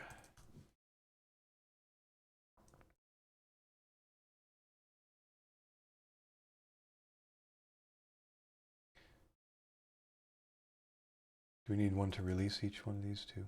That's what I want to know.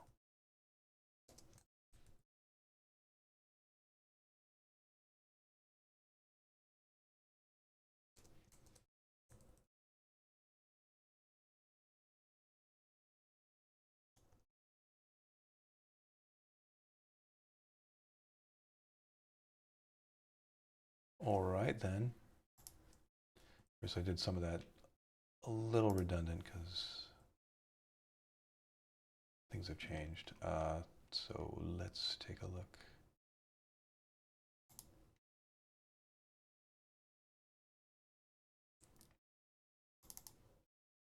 And I wonder,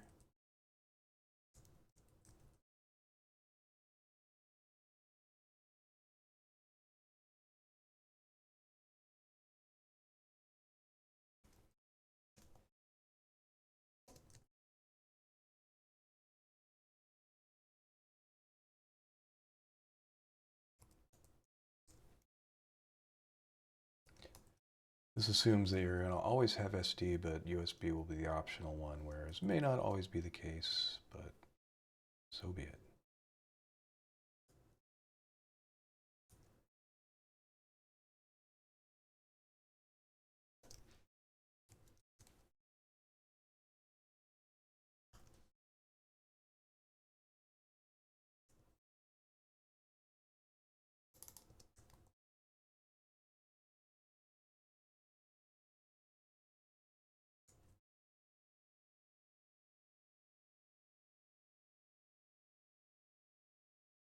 Let's take a look here. What we got? We got just the one item added, and that was added in our old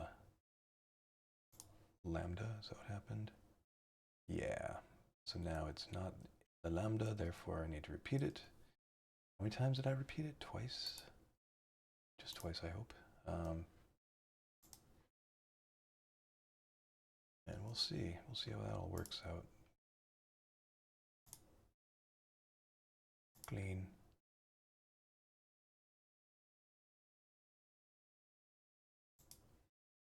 Update quicker, come on. Am I looking at the right one? Yes.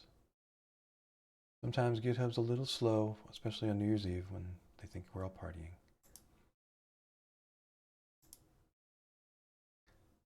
You know, the rest of the world doesn't revolve around you.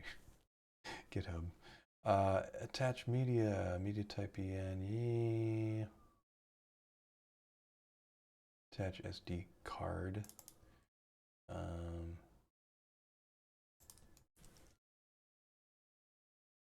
Media. SD media, attach USB.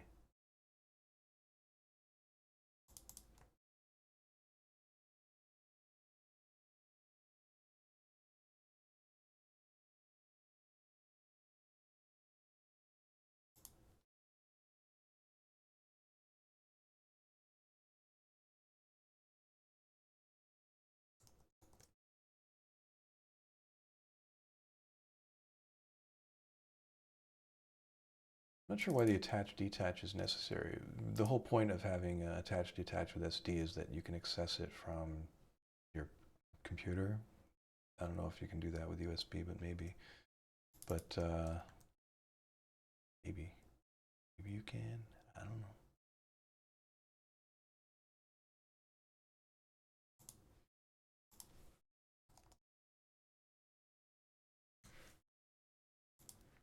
Anyhow, yeah, I also wanted to look at that. Attach media is attach media.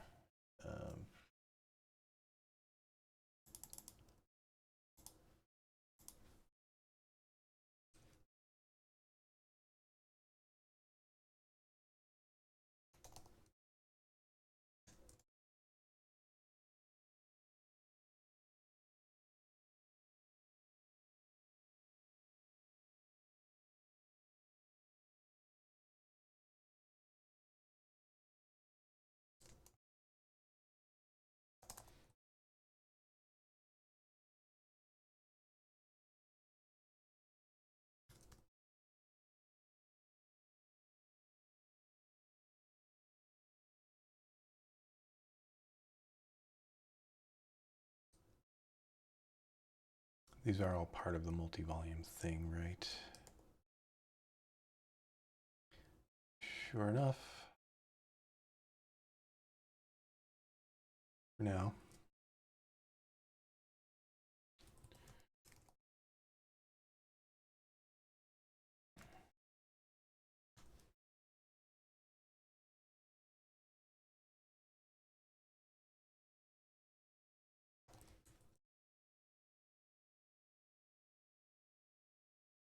that being said, get going. It's 5:30 p.m. here, and this is just about to finish a 12-hour shift for the day. So Sounds I shall get ready and go cook her some dinner, I think.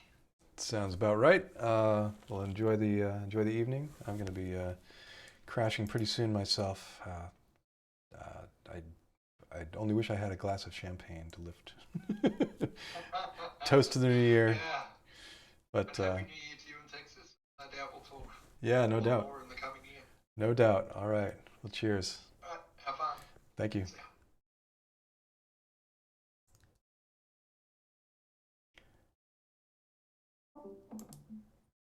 So yeah, this is the ongoing saga continues. I will continue to work on this constant cleaning up and refining of crap till the cows come home.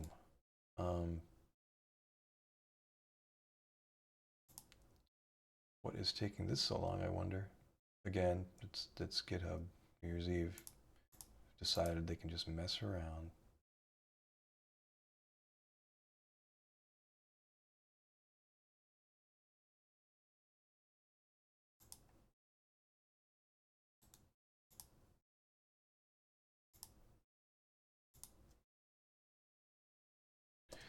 Well, what's nice is you can quit GitHub Desktop, come back, and it'll be wherever it was. Wow, very strange. One of these must be very large. Can't imagine there's a very large commit in here, but maybe there is. 105 out of 242, 11, 12 meg. What? It's writing. Okay, whatever. It's really, really unusually slow. Anyway, yeah, I'm gonna call it a night. Thank you all for hanging out. Hey, there I am. Boris, thank you for streaming. Got an exciting year ahead. So stay tuned. Make the most of it. Yeah, for sure. All right, cheers, everyone. Good to see you.